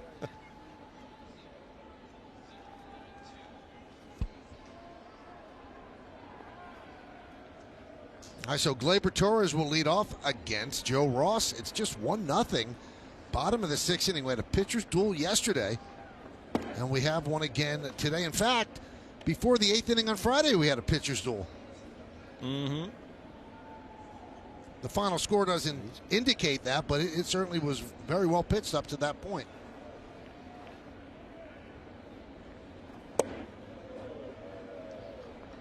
These are games that, if you're Aaron Boone, they certainly kind of concern you, because, you've got a pitcher who's throwing great. You've had some opportunities to kind of put some space between you and the Nats, and you keep looking up and it's 1-0. And, in this day and age, with one swing of the bat, you could lose the game. That one's driven deep to left field. There it goes. See ya. O'Neill on the money. He made the call, and Torres delivered. 2-0 Yanks.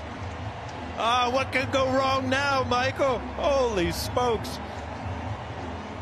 Boy, I tell you, that's a big monkey off the back of Gleyber Torres, too, and it was a no-doubter. 411 feet.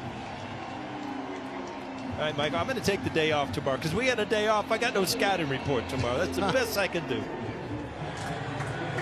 What a call by O'Neill. If you missed the scouting report, he said either Miguel Andujar or Gleyber Torres would hit their first home run of the year in this game. What'd you say about his smile the other night, Michael? I loved it. Lit up the stadium. Absolutely. Boy, I tell you what, you talk about a relief. Well, how different was this, Paul, than the game winner yesterday? Oh. Finally, he's saying, finally, look at that. Yes.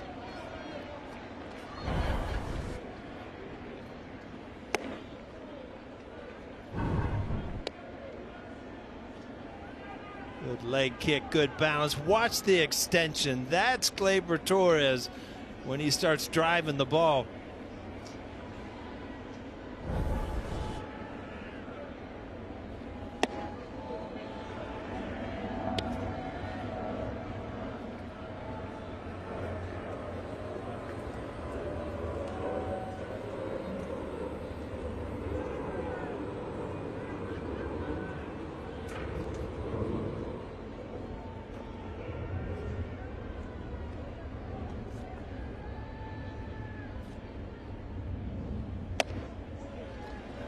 And that shook up Ross as he walked Sanchez on 4 pitches.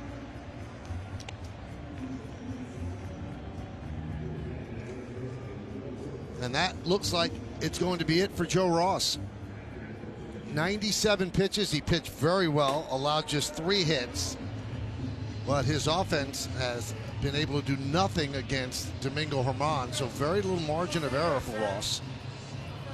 Another well-pitched game for the right-hander, but so far, not enough as they go to the bullpen with Mike Ford due up.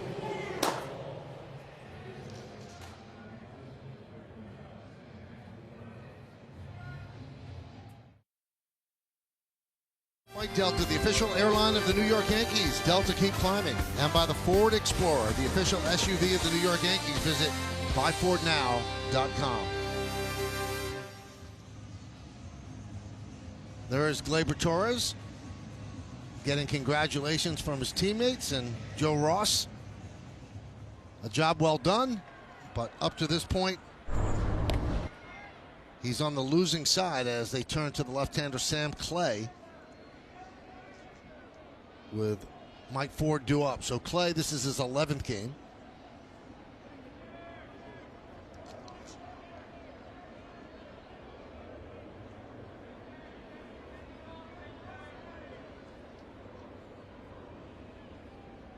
So Sanchez is on first.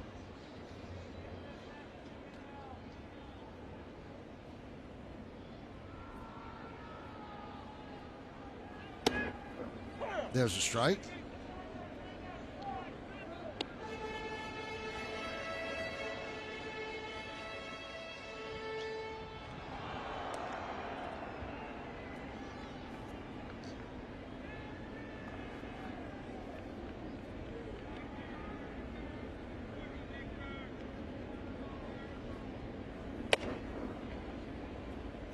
One and one.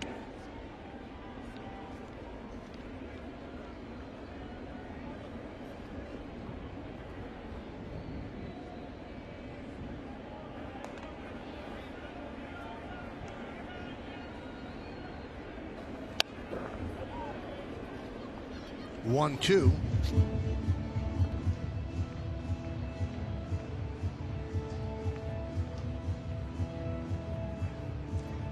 So Gleyber Torres with a home run gives the Yankees a 2-0 lead. We're in the bottom of the 6th inning, the rubber game of this 3-game set between the Yankees and the Nationals. 1-2. Just missed outside, 2-2.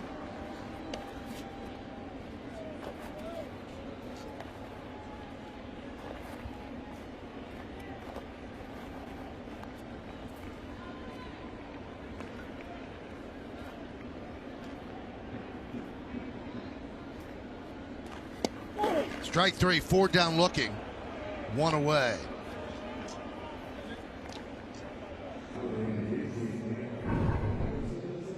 After going away numerous pitches, all of a sudden the two-seamer in, and it's just not where you're looking. And as a hitter, you cannot pull the trigger. Good pitch by Clay.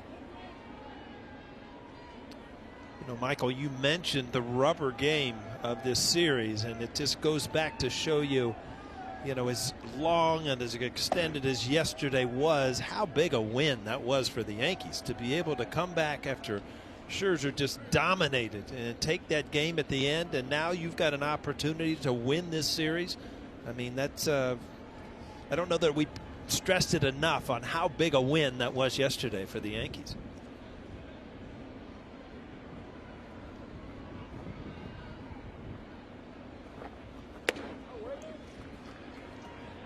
Yeah, what's the old cliche? They snatched victory from the jaws of defeat because the way Scherzer was dealing. And then when you listen to what Scherzer said after the game, Paul, he blamed himself for giving up the home run to Higashioka. He said, if I don't hang that pitch and he doesn't hit that home run, he said the outcome might be different. But I don't know if he could have pitched much better. Yeah, that's amazing that, you know, somebody that good could take it off his team's shoulders and blame himself on the performance he had yesterday. I mean, that was impressive.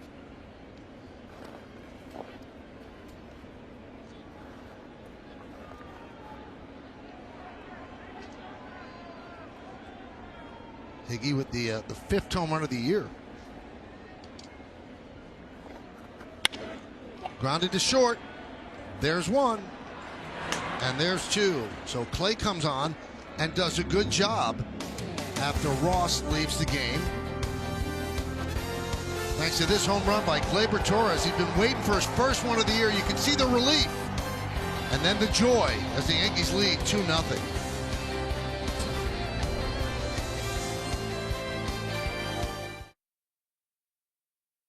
Some amazing upcoming games at Yankee Stadium. There's a great matchup coming up against the White Sox, plus big divisional games against the Red Sox, Blue Jays, and Rays. Visit Yankees.com to get all your information about ticket availability and to purchase tickets. Tickets are going fast, so visit Yankees.com today. Well, the wind is getting a little stronger here at the stadium. It feels a little bit cooler as well. Gleyber Torres had a little more hop in his step after his home run. Yankees have a 2-0 lead. Herman's still out there as we start the 7th inning. And he deals to Josh Bell. That one is served into left center field. On the run is Gardner. He can't get there, and it gets by him and goes to the wall. So Bell with a leadoff double here in the 7th.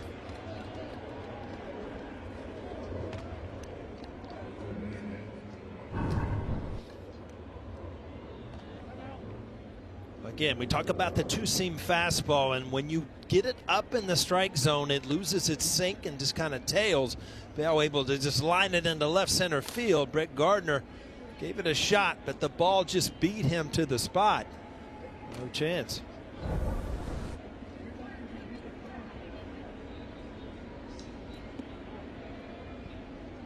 Michael King gets up in the Yankee bullpen.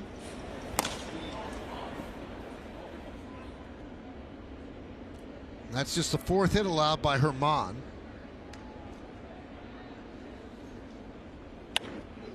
Popped up off the bat of Castro behind the plate. Sanchez will make the play.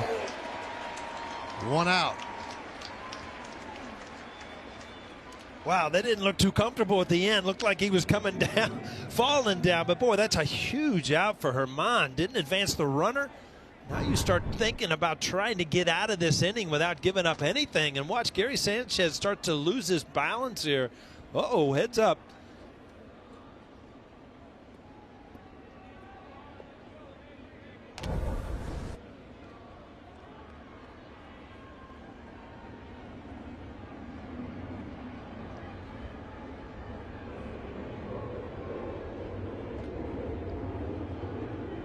So here's Schwarber, runner at second, 1 out.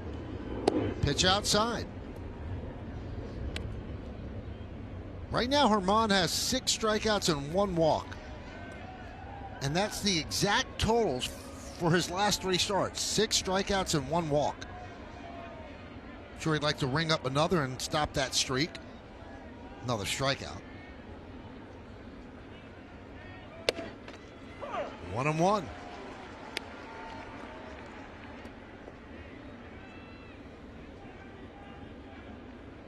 I don't know why, but I just look at Schwarber and he just scares me. You know, if I'm the pitching coach, if I'm Aaron Boone, you know that one mistake, I mean, he has tremendous power. You really got to stay away in the middle of the strike zone with him. How about the stat on Gleyber Torres? And you'll see as he fouled that one back. Torres, 31 games without a home run to start the season. That's tied for the second longest homerless streak to start a season by anyone who previously had a 30-homer season with the Yankees. Mattingly won 31 games without one to start the 1988 season, and then in '89 he won 39 games until he homered. That one is drilled deep to right field. Fair ball, it's a tie game. It is a tie game. A 2-run home run off the bat of Schwarber. And we have a new one here in the Bronx. Yeah, he has just looked too good at the plate for me this series as far as being on some pitches, and it only takes one mistake. 387 feet later, you've got a tie game. Well, sorry for Herman, he has pitched his heart out, but he just made a mistake to a guy with a ton of power. Ball's supposed to be in. Yep, up, out, over the plate. Tie ball game.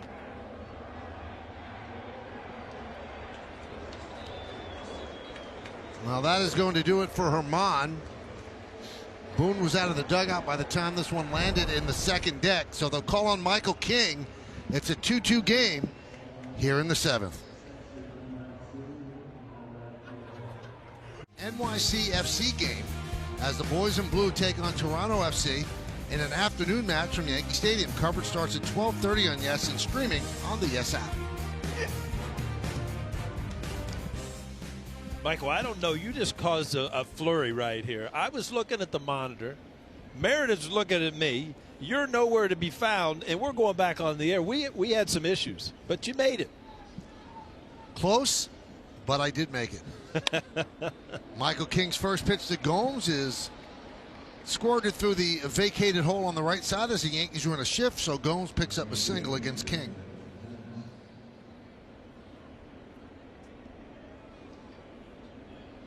So Schwarber's home run takes Ross off the hook, and now, once again, the game is in the hands of each team's bullpen. 11 shutout innings for King so far this year. 9 strikeouts and 4 walks. That's in 3 games.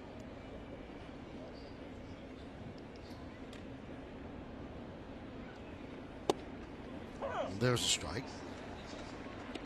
Yeah, he's been kind of a victim of being really good, Michael. When he comes in, he throws really well, but he throws, a lot of innings where he's been kind of shuttled out of here afterwards to keep the bullpen strong.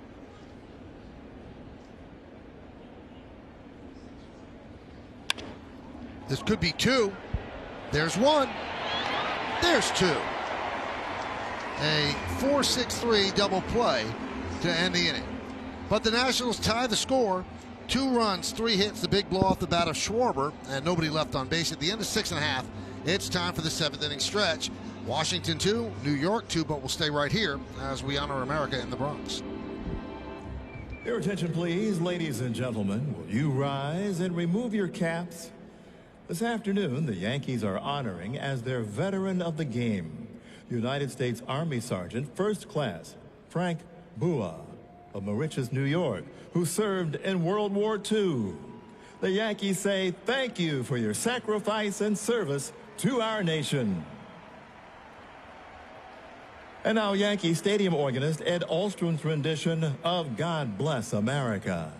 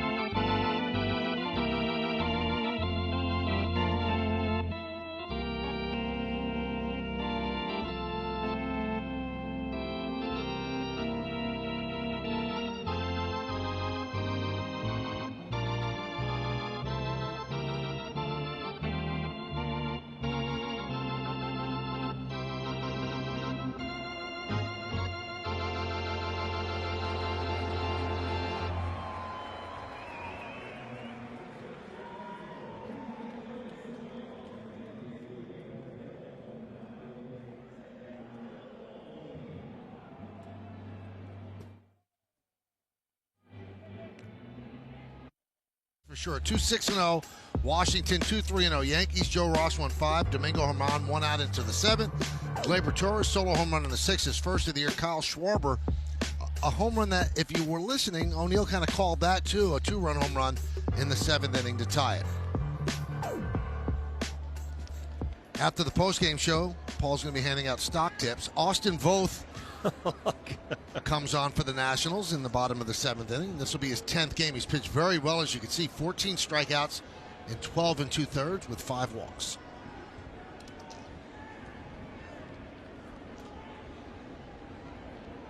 And Miguel Andujar will lead off.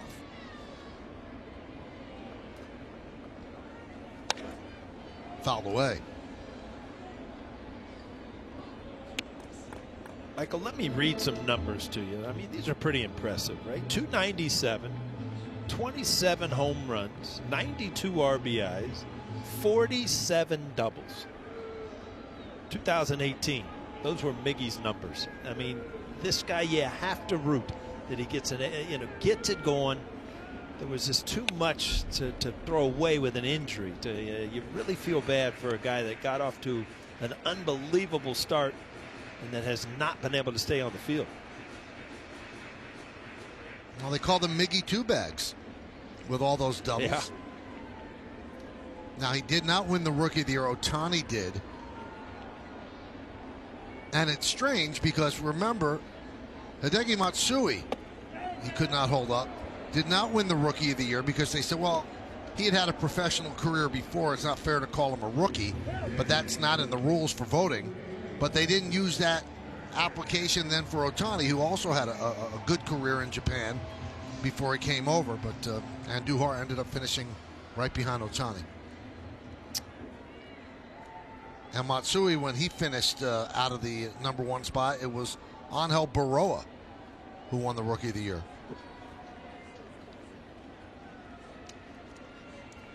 Here's Brett Gardner against Voth.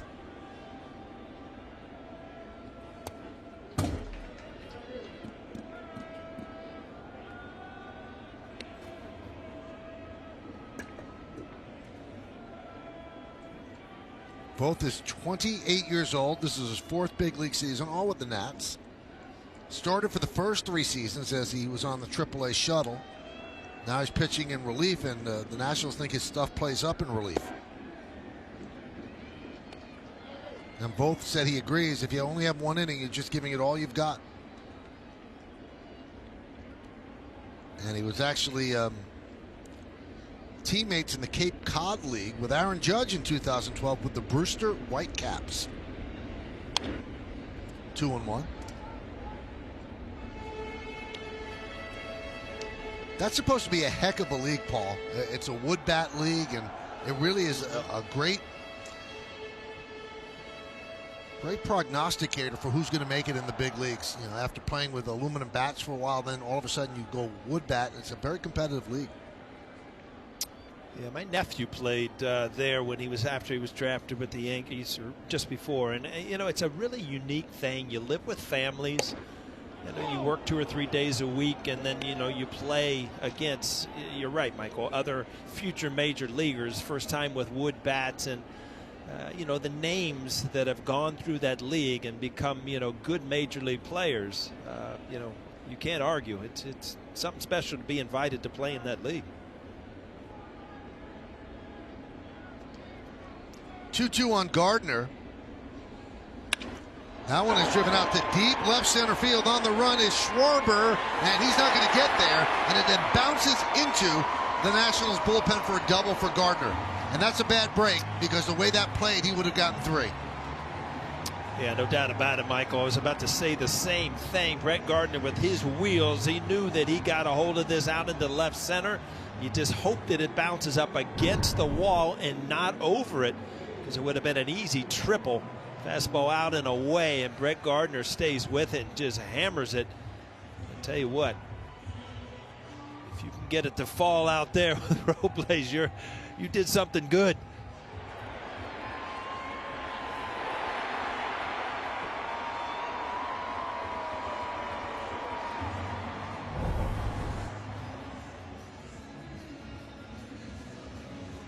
So now the go-ahead runs in scoring position for the Yankees, and the guy you want up with a runner in scoring position, DJ LeMahieu.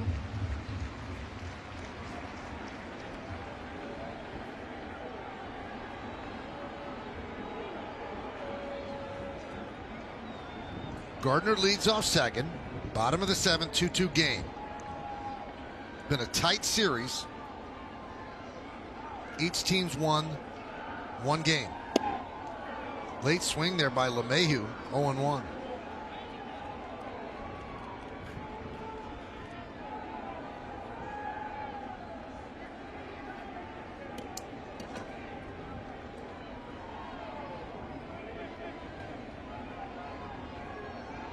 The 0-1. Outside, a 1-1.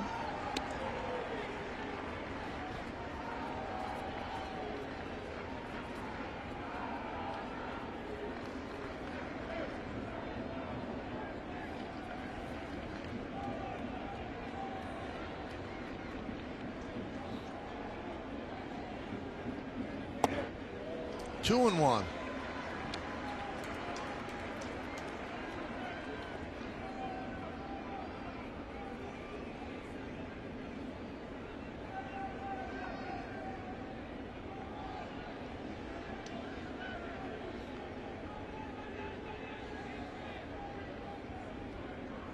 And the pitch. Fouled away, 2-2.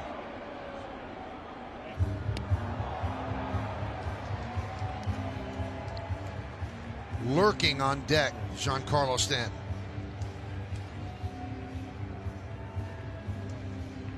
Best in the majors in these spots since joining the Yankees, a .370 average.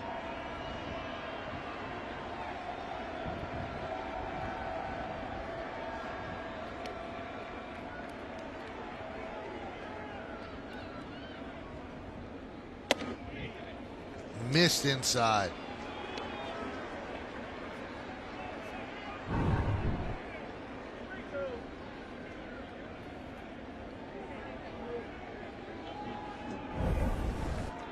So a 3-2 count on LeMahieu. He is 1 for 3 so far today.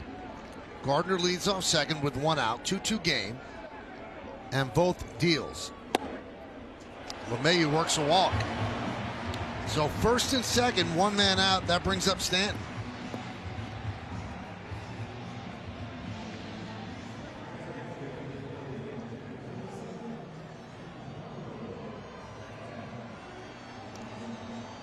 And Jim Hickey quickly out to the mound.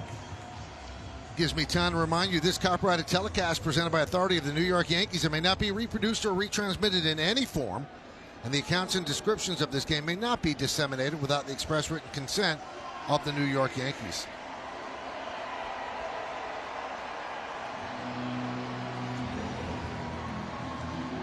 So first and second for the Yankees. 1 man out, and Lance Barrett walks slowly to the mound. He's going to break up the conference.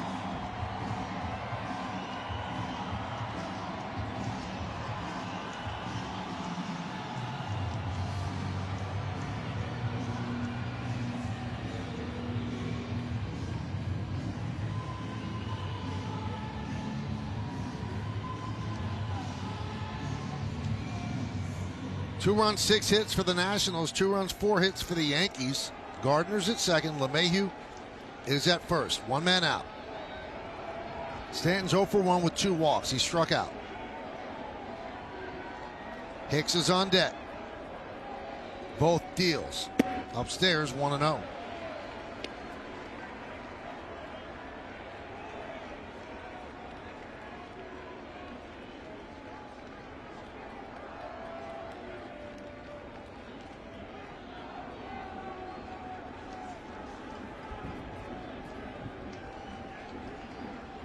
The pitch. 2-0.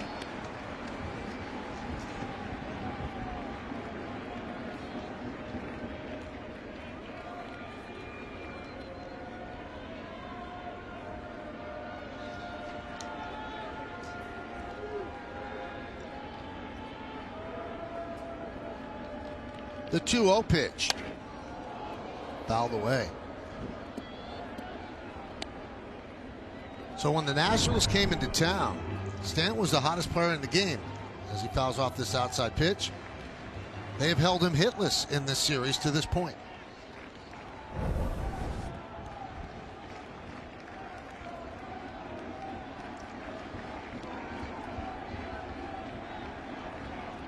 Two one, outside 3-1.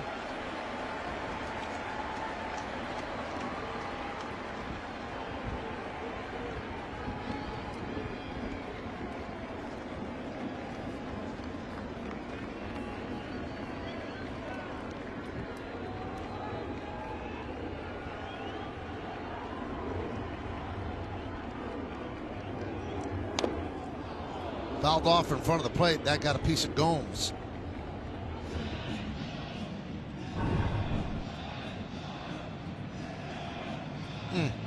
Side of the right foot. Right off the end of the bat. Right off the ankle bone. Ouch.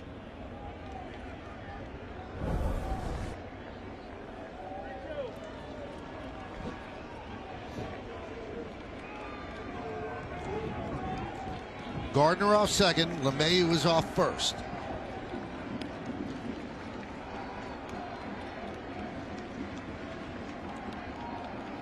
Foul back.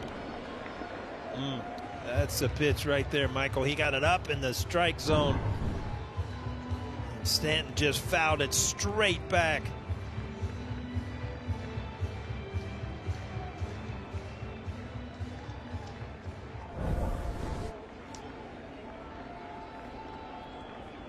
He has been away the whole count. He missed there. Imagine he would go right back away. Squibbed out the second. There's one on to first. It's a double play, a 4-6-3 double play to end the inning. No runs a hit. 1 man left. We take it to the 8th.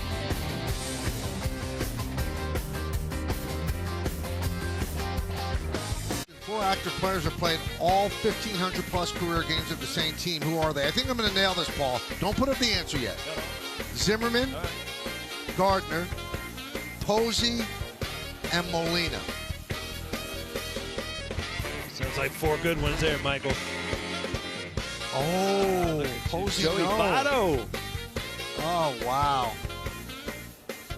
Thought I had it. Robles swings and misses.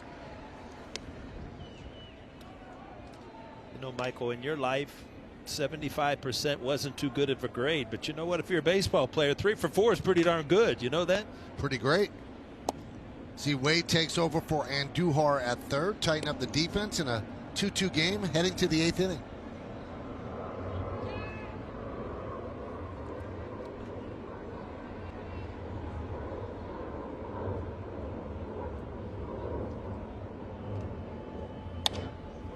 Grounded to short. Gleyber Torres. 1 away. Let's take a look at how they pitched Stanton, Paul. Well, they got behind in the count, which was not where they wanted to be. But then, Michael, you talked about it. There was a pitch he could hit. Then he got back. And right here, you talked about he was hitting mistakes. Well, he missed right there. But he was not able to do anything with it. Or hit into a double play. Trey Turner takes a strike. Probably watching that at bat right now.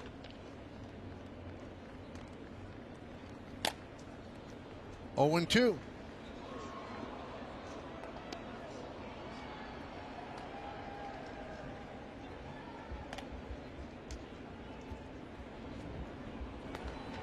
Peralta getting ready.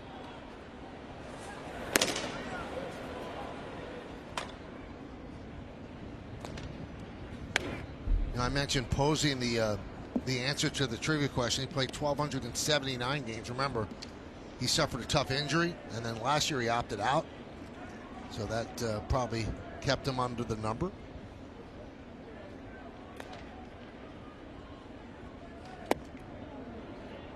Check swing, 1-2.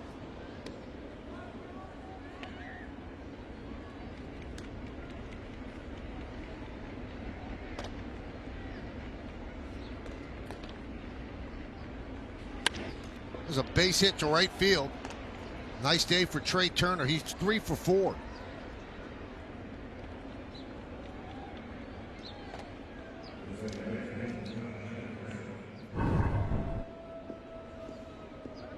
The more you watch Trey Turner play, the more you're impressed with his defense, his offense. He messes up with a breaking ball. Doesn't try to do too much with it. Just line it to right field. Again, we've talked about his speed. Past 5 years, 176 stolen bases. So 2-2 game, you really got to keep an eye on him. So here's Harrison. He's 0 for 3.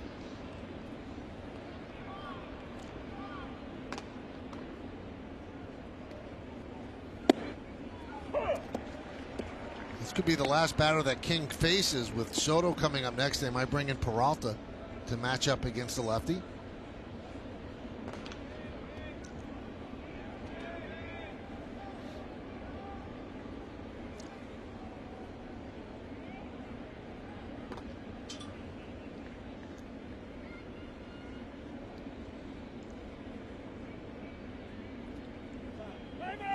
Time out as he was in the middle of delivering the pitch. Well, that's the umpire's discretion right there, but that was awful late. Once a pitcher has started, you're not supposed to grant him timeout.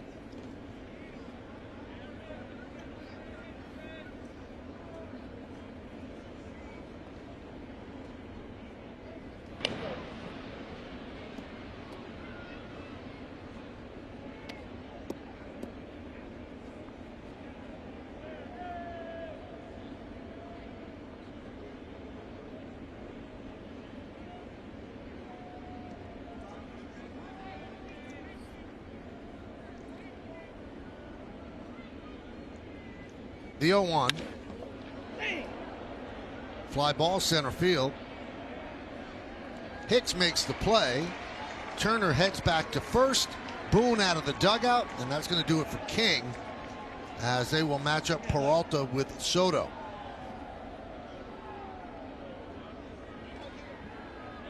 So King leaves a runner at first base with 2 men out.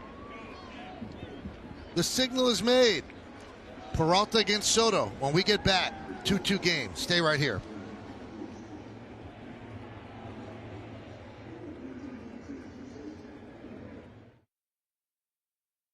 Delta. Keep climbing. And by FWF, the official plumbing, heating, cooling, and PBF supplier to the New York Yankees. Wandy Peralta comes on. And this is not an easy task. He's got to face one of the best ball players in baseball, Juan Soto, who the Yankees have held to 0 for 3 in this game and 2 for 11 in the 3-game set.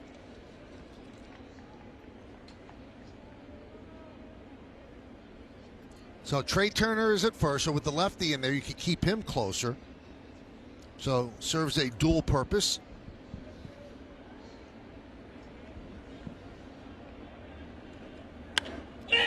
Popped up. And again, you hear the disgust of Soto. Wade makes, oh, that's Torres who makes the play for the final out. 1 pitch, and Peralta gets it done. National Strand 1. We go to the bottom of the 8th, 2-2. Yes, 2. Kevin Durant and the Brooklyn Nets travel to the Windy City, take on the Chicago Bulls. Coverage starts at 7:30 on Yes 2 and streaming on the Yes app. The Yankees are on Yes at the same time, so the Yes app is the best way to keep your eye on all the action. Rain starting to fall here at the stadium as we head to the bottom of the 8th inning of a 2-2 game. Hyundai scoreboard 2-7-0 for the Nats, 2-4-0 for the Yanks. And here's Aaron Hicks.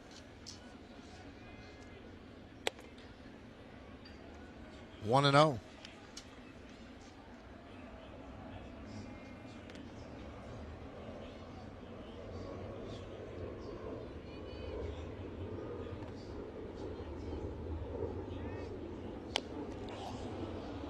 And down goes Hicks. Not sure where the foul ball got him, but it got him. Yeah, those foul balls that come right off your shin bone. I'm telling you what, immediately you know what's coming, and it is hurt, and it doesn't go away. I mean, you're going to feel that for weeks.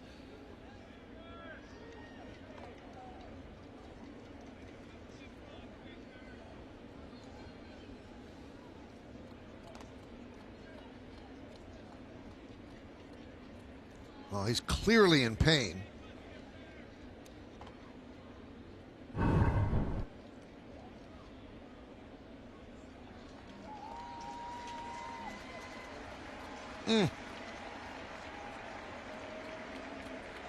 Paul, wasn't it Jermaine Dye who did that and broke his leg? Yeah, at the Oakland A's, and it it can happen. I mean, the force of that baseball straight down on your shin bone, if it hits it square, I'm telling you what, it stays there a while. And you remember, and I started wearing a shin guard after a while. It just, you hope that when you hit it down there, you have one on, but painful. Well, Judge is getting ready in case Hicks can't continue this at bat.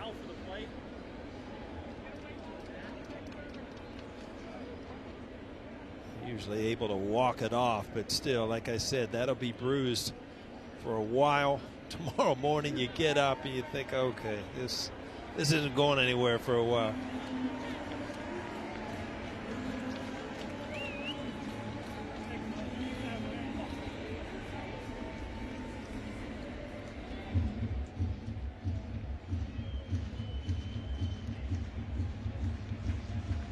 All right, so he'll dig back in 1-1.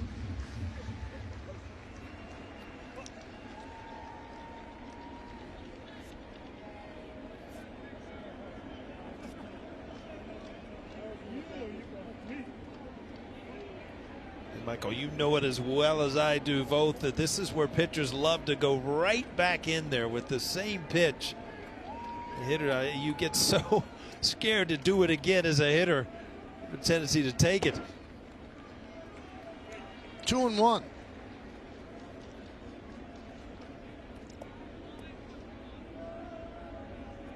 You told me, Paul, those bruises sometimes stay all season, right?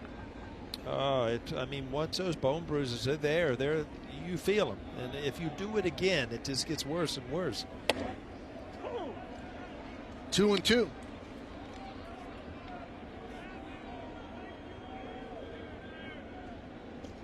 So what was a lovely day at the beginning, first pitch, now the clouds have finally given us some rain.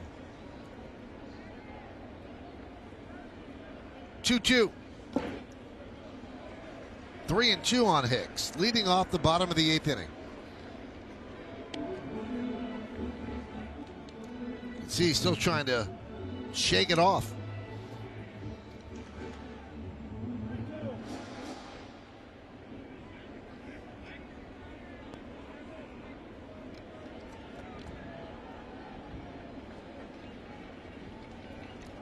And the payoff.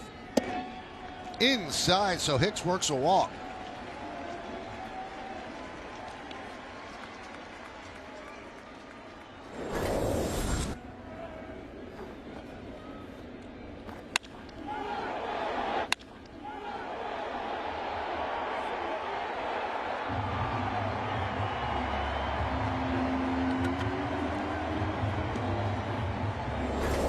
Well, that was Glaber. Torres last time up, he hit a home run. His first of the year, so he's filled that column. Now a big at bat here in the bottom of the 8th.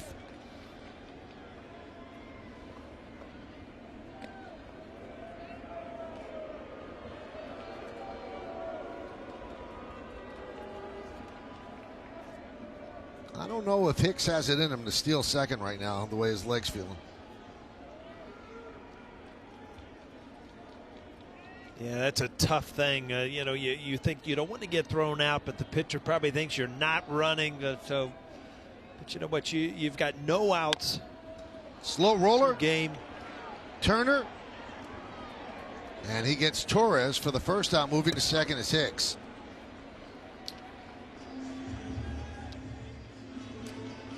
Hicks showing Harrison where he got hit, but you know what? He got to second base, moving pretty well. So, you know, no pinch runner needed here. Again, this is a big opportunity for the Yankees. 2-2 game. Possible game-winning run on second base.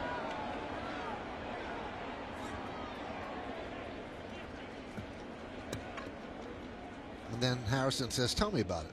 Oh, right here. Yep.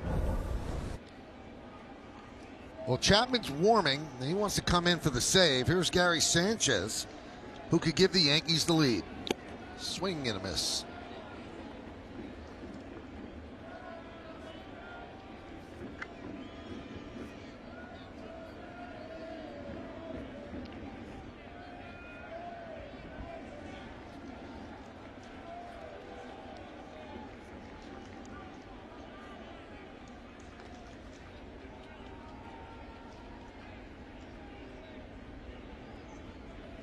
Outside.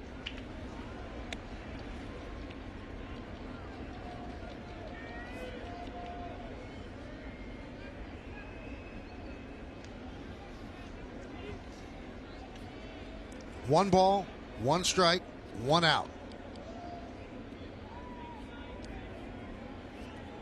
Sanchez at the plate, 0 for 2 with a walk. Foul bat.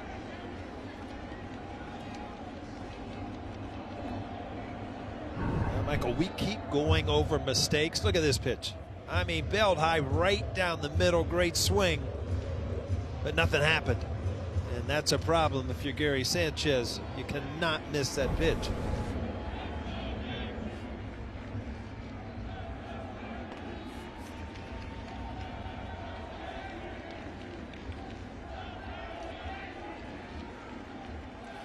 Hicks leads off second. One man out. 2-2 game, bottom of the 8th.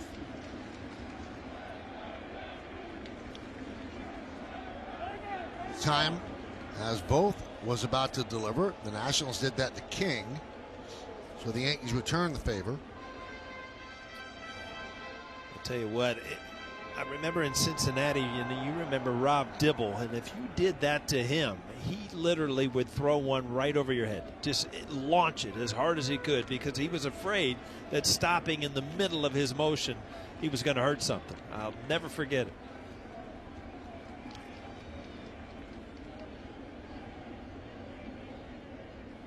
And he probably wanted to make you think about calling time ever again. Yeah, once you have one go ringing above your head, you stay in the box a little longer.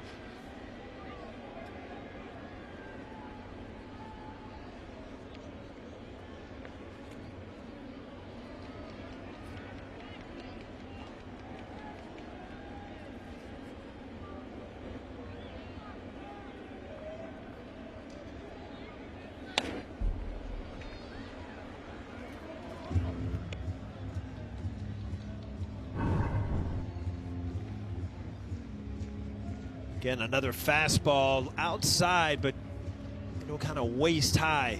If you're Volton, if you have any kind of slider or breaking ball, Gary Sanchez is going to have a tough time adjusting to it after seeing those two good fastballs right there in the hitting area.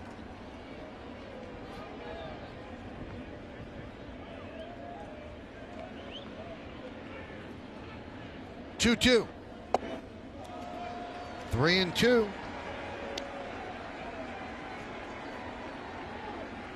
Coming up, top of the ninth inning, Josh Bell, Sterling Castro, and Kyle Schwarber, who tied the game with his 2-run home run off of Herman.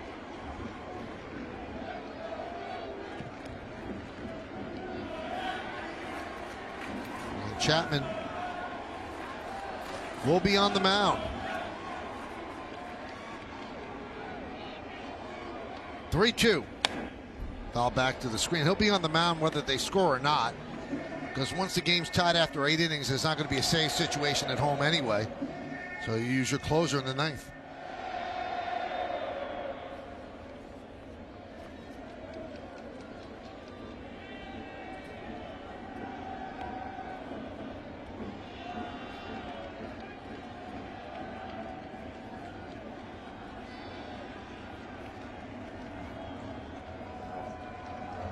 Hicks leads off second.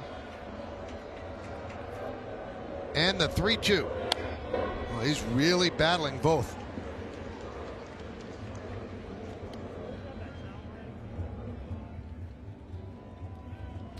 Michael, there's such a difference in battling and missing pitches. And, if you're battling, the pitcher is making just great pitches. And if you look at this at bat, Gary Sanchez has had a lot of pitches to hit. You just hope that Voth finally makes that mistake that he can drive. 8 pitch at bat so far.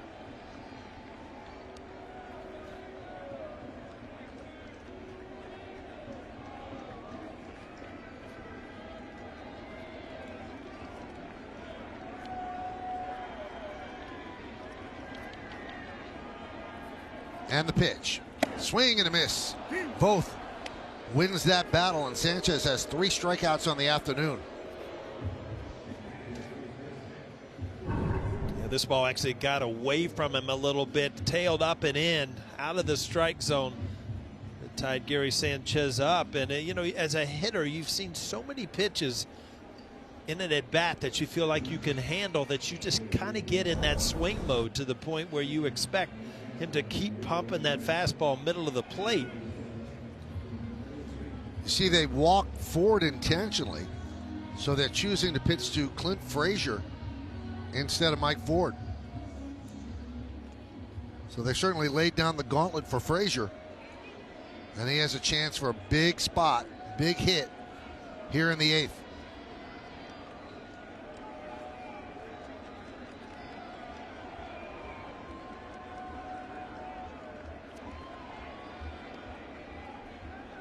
Frazier's 0 for 3 so far today. Paul, get me inside Frazier's head right now. Somebody gets walked in front of you. What does the batter feel like? Well, you know you have the opportunity. I mean, you're looking at the scoreboard, you know the situation. I mean, you don't take it as a personal thing because you're setting up a force and it's a righty-righty situation, but still, you're putting yourself in a position where I have to have a good at-bat here. I have a chance to win this game.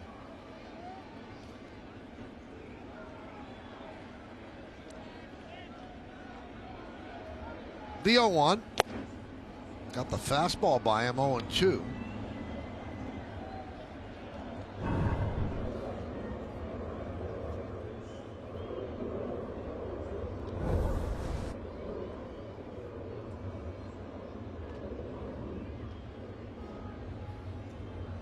First and second, 2 outs. Hicks at second, Ford at first, both on the mound. Frazier at the plate. 2-2 game. Missed outside, 1-2. Frazier with a fly ball to right, a strikeout, and he wrapped in with a 6-4-3 double play. And Tyler Wade is on deck.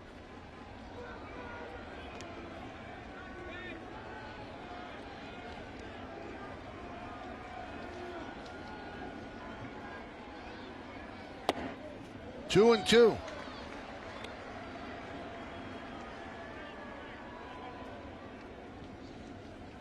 All right, let's set the stage. 2 balls, 2 strikes, 2 outs, 2-2 game, 2 men on. Bottom of the 8th inning at the stadium. The righty Voth against the righty Frazier. Popped up. Harrison makes the play, and Voth works into and out of trouble as the Yankees strand 2. We go to the 9th.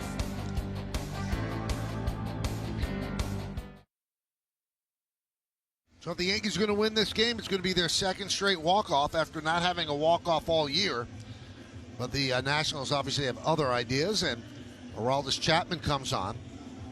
Gave up his first run yesterday, a run that was the ghost runner at second base in extra innings. But he's working with a clean base path here in the 9th. This is his 13th game, and he's been special this year for sure. And he's going to face Josh Bell, Starlin Castro, and should be a great matchup between Chapman and Kyle Schwarber. And we're tied in the 9th inning because of Schwarber. Domingo Germán was great. Runner on second, 1 man out. Low pitch count, and Schwarber tattoos one into the second deck in right field to tie the game. That's where we are right now at 2-2.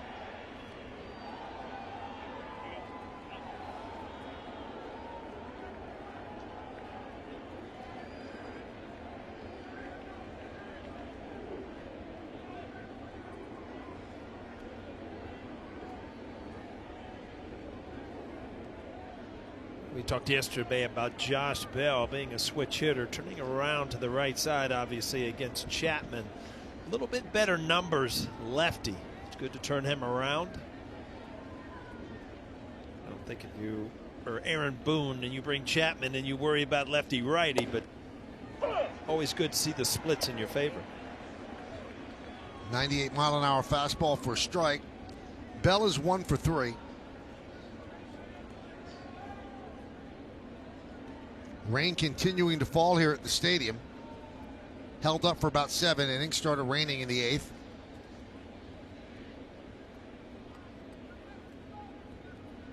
The 0-1. Up the middle. Right there is LeMahieu. 1 away. Well, Tuesday night on Yes, the Yankees will be in St. Pete for the start of another rivalry series with the Rays. Coverage begins at 6:30 with the DraftKings Yankees pregame. Then Paul, Meredith, and I will have the call right here on Yes and streaming on the Yes app.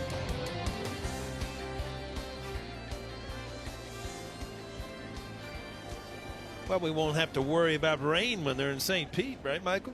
Maybe a power outage, but no rain. Here's Starlin Castro. He's 1 for 2, doubled in the second, walked in the 4th, fouled out to Sanchez in the 7th. Wade deep at 3rd. fairly close to the line, guarding against the extra base hit. It'll be an impressive feat to pull Chapman right down the line.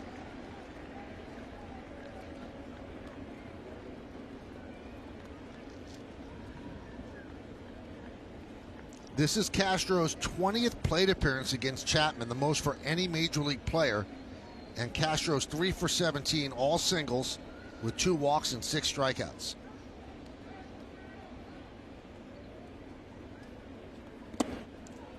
Did he go? No, he did not. 1-1.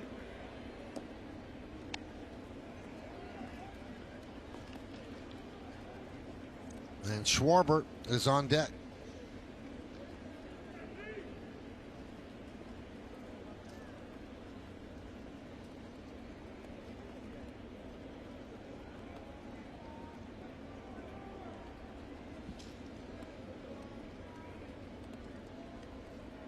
One.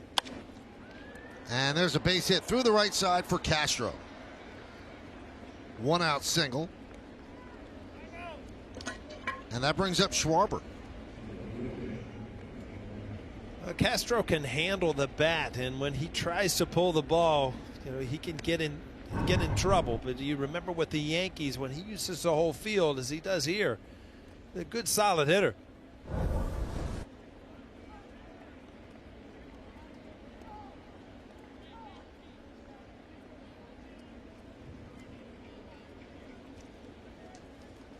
So the thought was that Schwarber's swing would really play here in the Bronx, and just a little taste of that in the 7th inning, although that ball would have left any ballpark. It went into the 2nd deck against Domingo Germán to tie the game. It's all about location. As soon as he let that one go, it went a long way.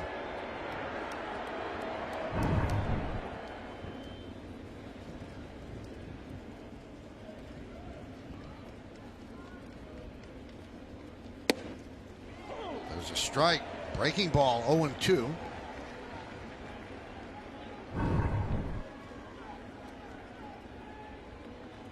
Like to go with the breaking ball, and this is a good matchup for Chapman. Schwarber, obviously a left-handed hitter, not very good splits against a left-handed batter or left-handed pitchers career-wise, only hitting .201.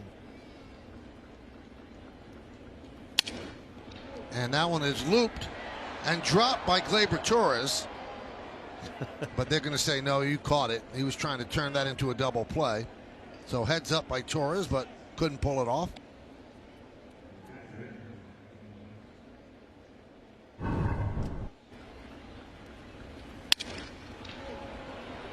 A jam shot, and you're right. Let it drop and try to turn 2. Nah, that no play that game. Kind of quick thinking there, though, huh, Michael? I like it. So here's Yan Gomes. He's 0 for 2. He singled his last time up.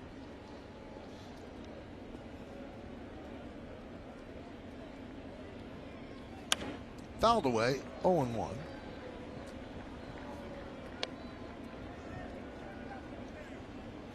Yankees have the bottom of the order coming up in the 9th inning. Wade, Gardner, and then back to the top, LeMahieu. If anybody gets on, Stanton will take a shot. Yankees hope to go into the bottom of the 9th tied. It's 2-2 right now. Runner on first, 2 outs. 0-1 count on Gomes. 0-2.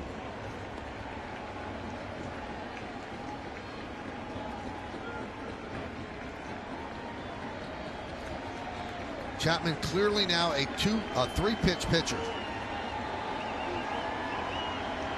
And he can throw any of the 3 at any count.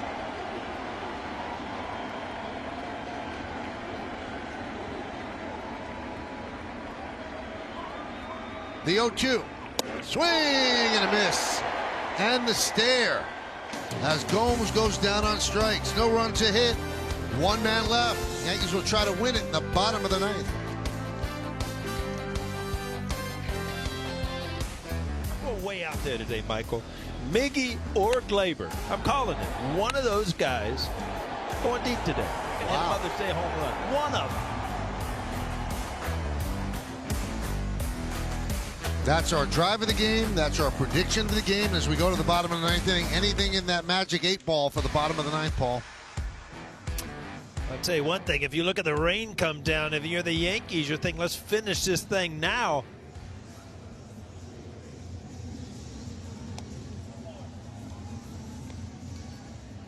And Brad Hand, who struggled with command yesterday, he will come on and try to send this one to extra innings.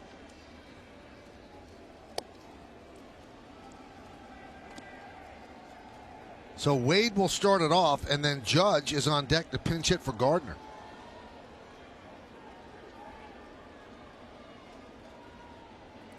Wade came on to play third base in the 8th inning. This was Andujar's spot, and Andujar was 0 for 3, so this would be the first at bat for Wade of the game. And 2 for 10 so far this year. Important guy to get on. He's got speed. He can make things happen.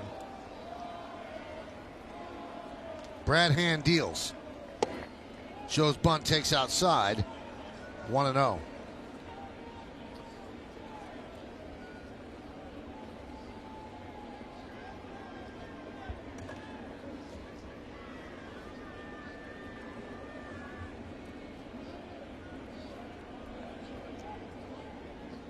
The 1-0. 2-0 on Wade. Yankees looking to end this homestand in style. They've taken 6 of the first 8 games. This is the longest homestand of the year. Tomorrow's the day off, then they start a 10-game road trip. Judge waiting to pinch hit for Gardner. 3-0 on Tyler Wade.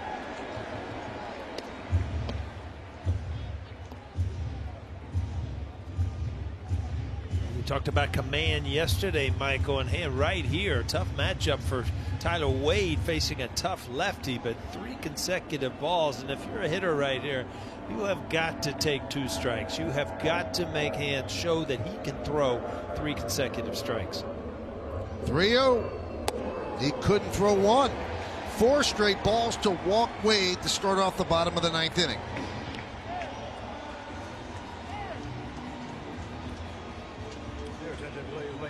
Now, Aaron Judge 0 for 10 as a pinch hitter. And Paul, let me just first guess here. With Wade having walked, wouldn't you rather have Gardner lay down a bunt to move him into scoring position?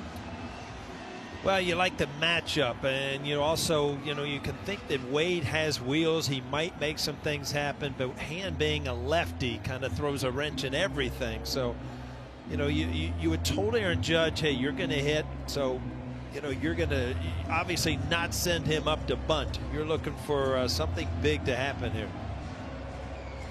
Judge sporting some incredible looking kicks for Mother's Day, and he digs into pinch hit. Purple and pink and white.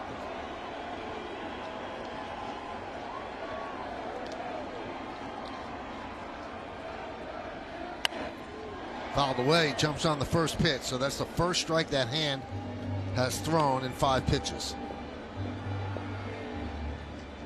Well, if you're Aaron Judge, you're thinking, he missed with 4. He might just give me a cookie, and he did. A fastball right there. Coming off the bench, such a tough thing to do.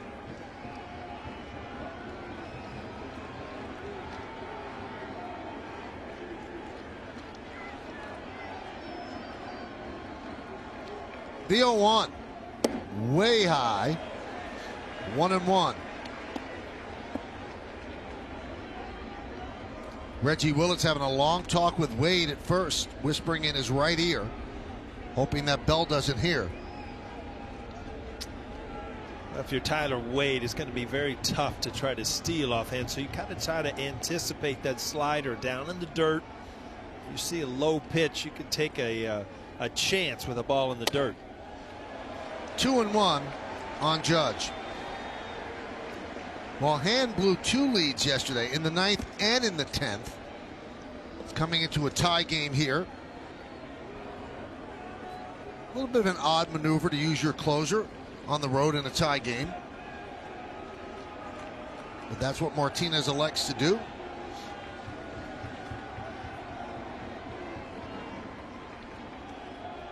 The 2-1.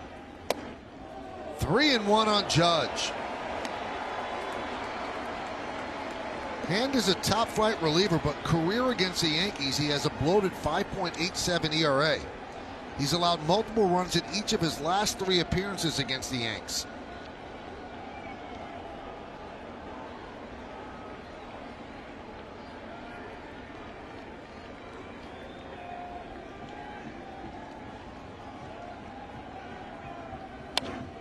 Three and two.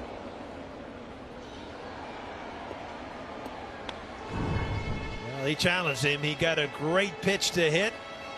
Good swing just underneath the baseball slightly. That was decision time. I mean, you got Tyler Wade, but you got a left-handed pitcher. You've got Aaron Judge, who does strike out. So it's very tough for Aaron Boone to put Wade in motion here.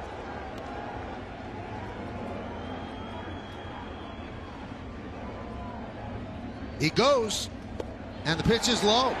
So a walk of Aaron Judge in his pinch hitting appearance, and now the Yankees' winning run is at second base.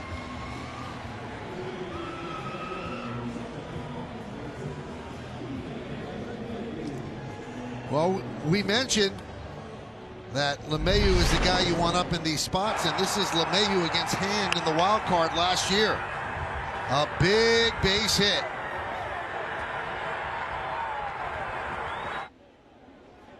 He's a .370 hitter with runners in scoring position since joining the Yankees at the start of the 2019 season. And the winning run is in scoring position right now. And he has great speed.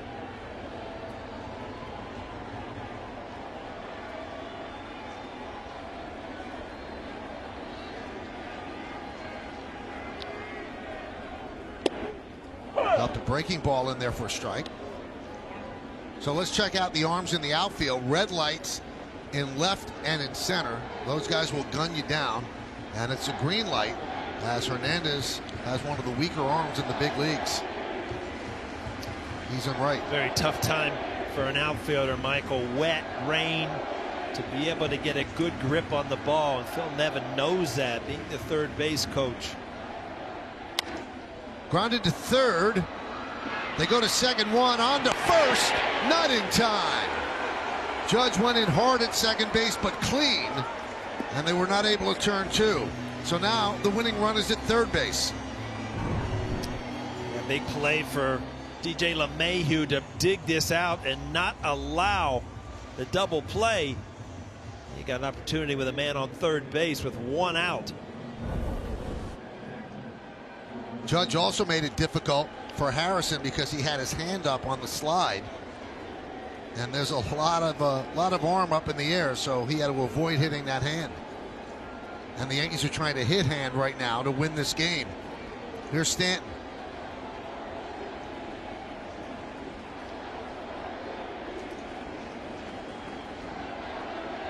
First and third, one out. Outside, 1-0.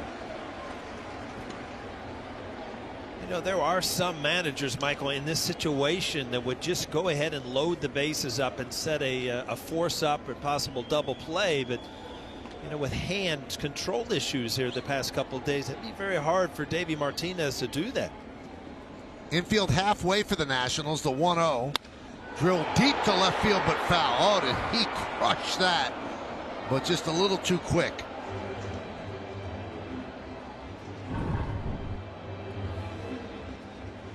You see the location down and in, and he's around it, and boy, he's through it. And I'm telling you what, I don't know if you get exit velos on foul balls, but that ball was smoked. 110 off the bat. Wade's at third. LeMahieu is at first. Bottom of the ninth inning, 2-2 game, one out.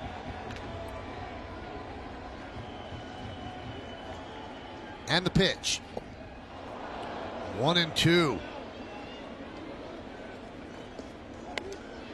Well, the Yankees have their opportunity. They are set up. And they have the guy who's been their hottest hitter for a long time now. He has yet to pick up a hit in this series, though. He's walked twice today.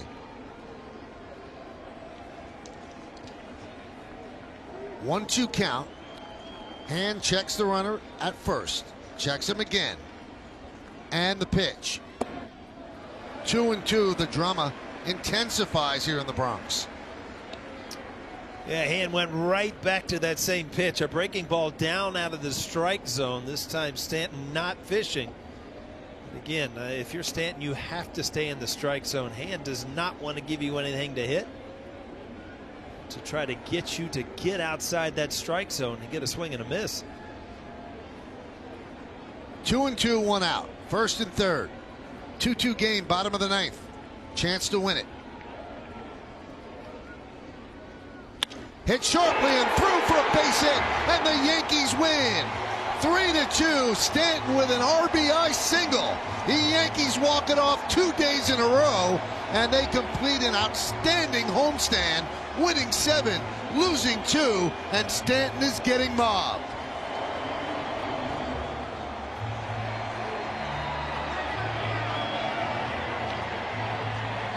I tell you what, Michael, there's such a different feeling on the field now and before this homestand started. You expect good things to happen. Stanton had a great at bat, and it was all because he took the breaking ball before. I'll tell you one thing, he has been a huge part of this offense. He gets ahead in the count, and Hand is just not able to really control this breaking ball. He gets one there, but then this is what set the bat up. He took that ball, went back to the breaking ball, up in the strike zone. Game winner for the Yankees. Just a bullet through an infield that was halfway, and Stanton picks up his 24th run batted in of the year, and the celebration ensues in the Bronx as the Yankees win this one 3-2. He does a little dance, and then there's a little love, and the Yankees get down tonight with a 3-2 victory, and they take 2 out of 3 from the Nationals here in the Bronx. And he's been saying, Paul, when he's hitting well, he's hitting mistakes. That was a mistake by Hand. It was. Hand, had bounced 2 sliders, and then he threw one for a strike, and it was hammered through the hole again. All right, so Giancarlo's down on the field. Meredith, over to you. Giancarlo, how difficult is it in that situation with the game on the line to not expand the zone and wait for a pitch that you can hit? Yeah, I did expand on one pitch, but you get 3 in that situation, so it's really about being calm and knowing he has to come to me and get a good pitch to hit. Do you like coming up in those situations with the game on the line? Oh yeah, that's it. That's everything you work for. That's the highest competition in the world and in the biggest moment. So. It's always good to have a challenge like that. Gleyber hit his first home run of the season. Was it nice to see him get his power stroke back a little bit? And how much do you think that was weighing on him? Oh yeah. 2 huge hits yesterday for us by Gleyber, and then things like that happened today. He's got his first homer, and it's going to continue to go up from here. Overall, how do you evaluate this homestand, and is there a different feel in that clubhouse right now? These are 2 huge wins, especially with the long day yesterday and the getaway day today into an off day. So and a series win as well. So it'll be good, and we'll take it into Tampa. Giancarlo, thanks for the time. Congratulations on the win. Thank you. Michael, we'll send it back to you. All right, thanks, Meredith. And this is how the Yankees head into their off day, with this bullet through the left side of the infield. So the Yankees take 2 out of 3 from the Nats, 2 out of 3 from the Astros, and the homestand started with a sweep and ends with a celebration around Giancarlo Stanton. We'll come back and wrap it up post-game after that.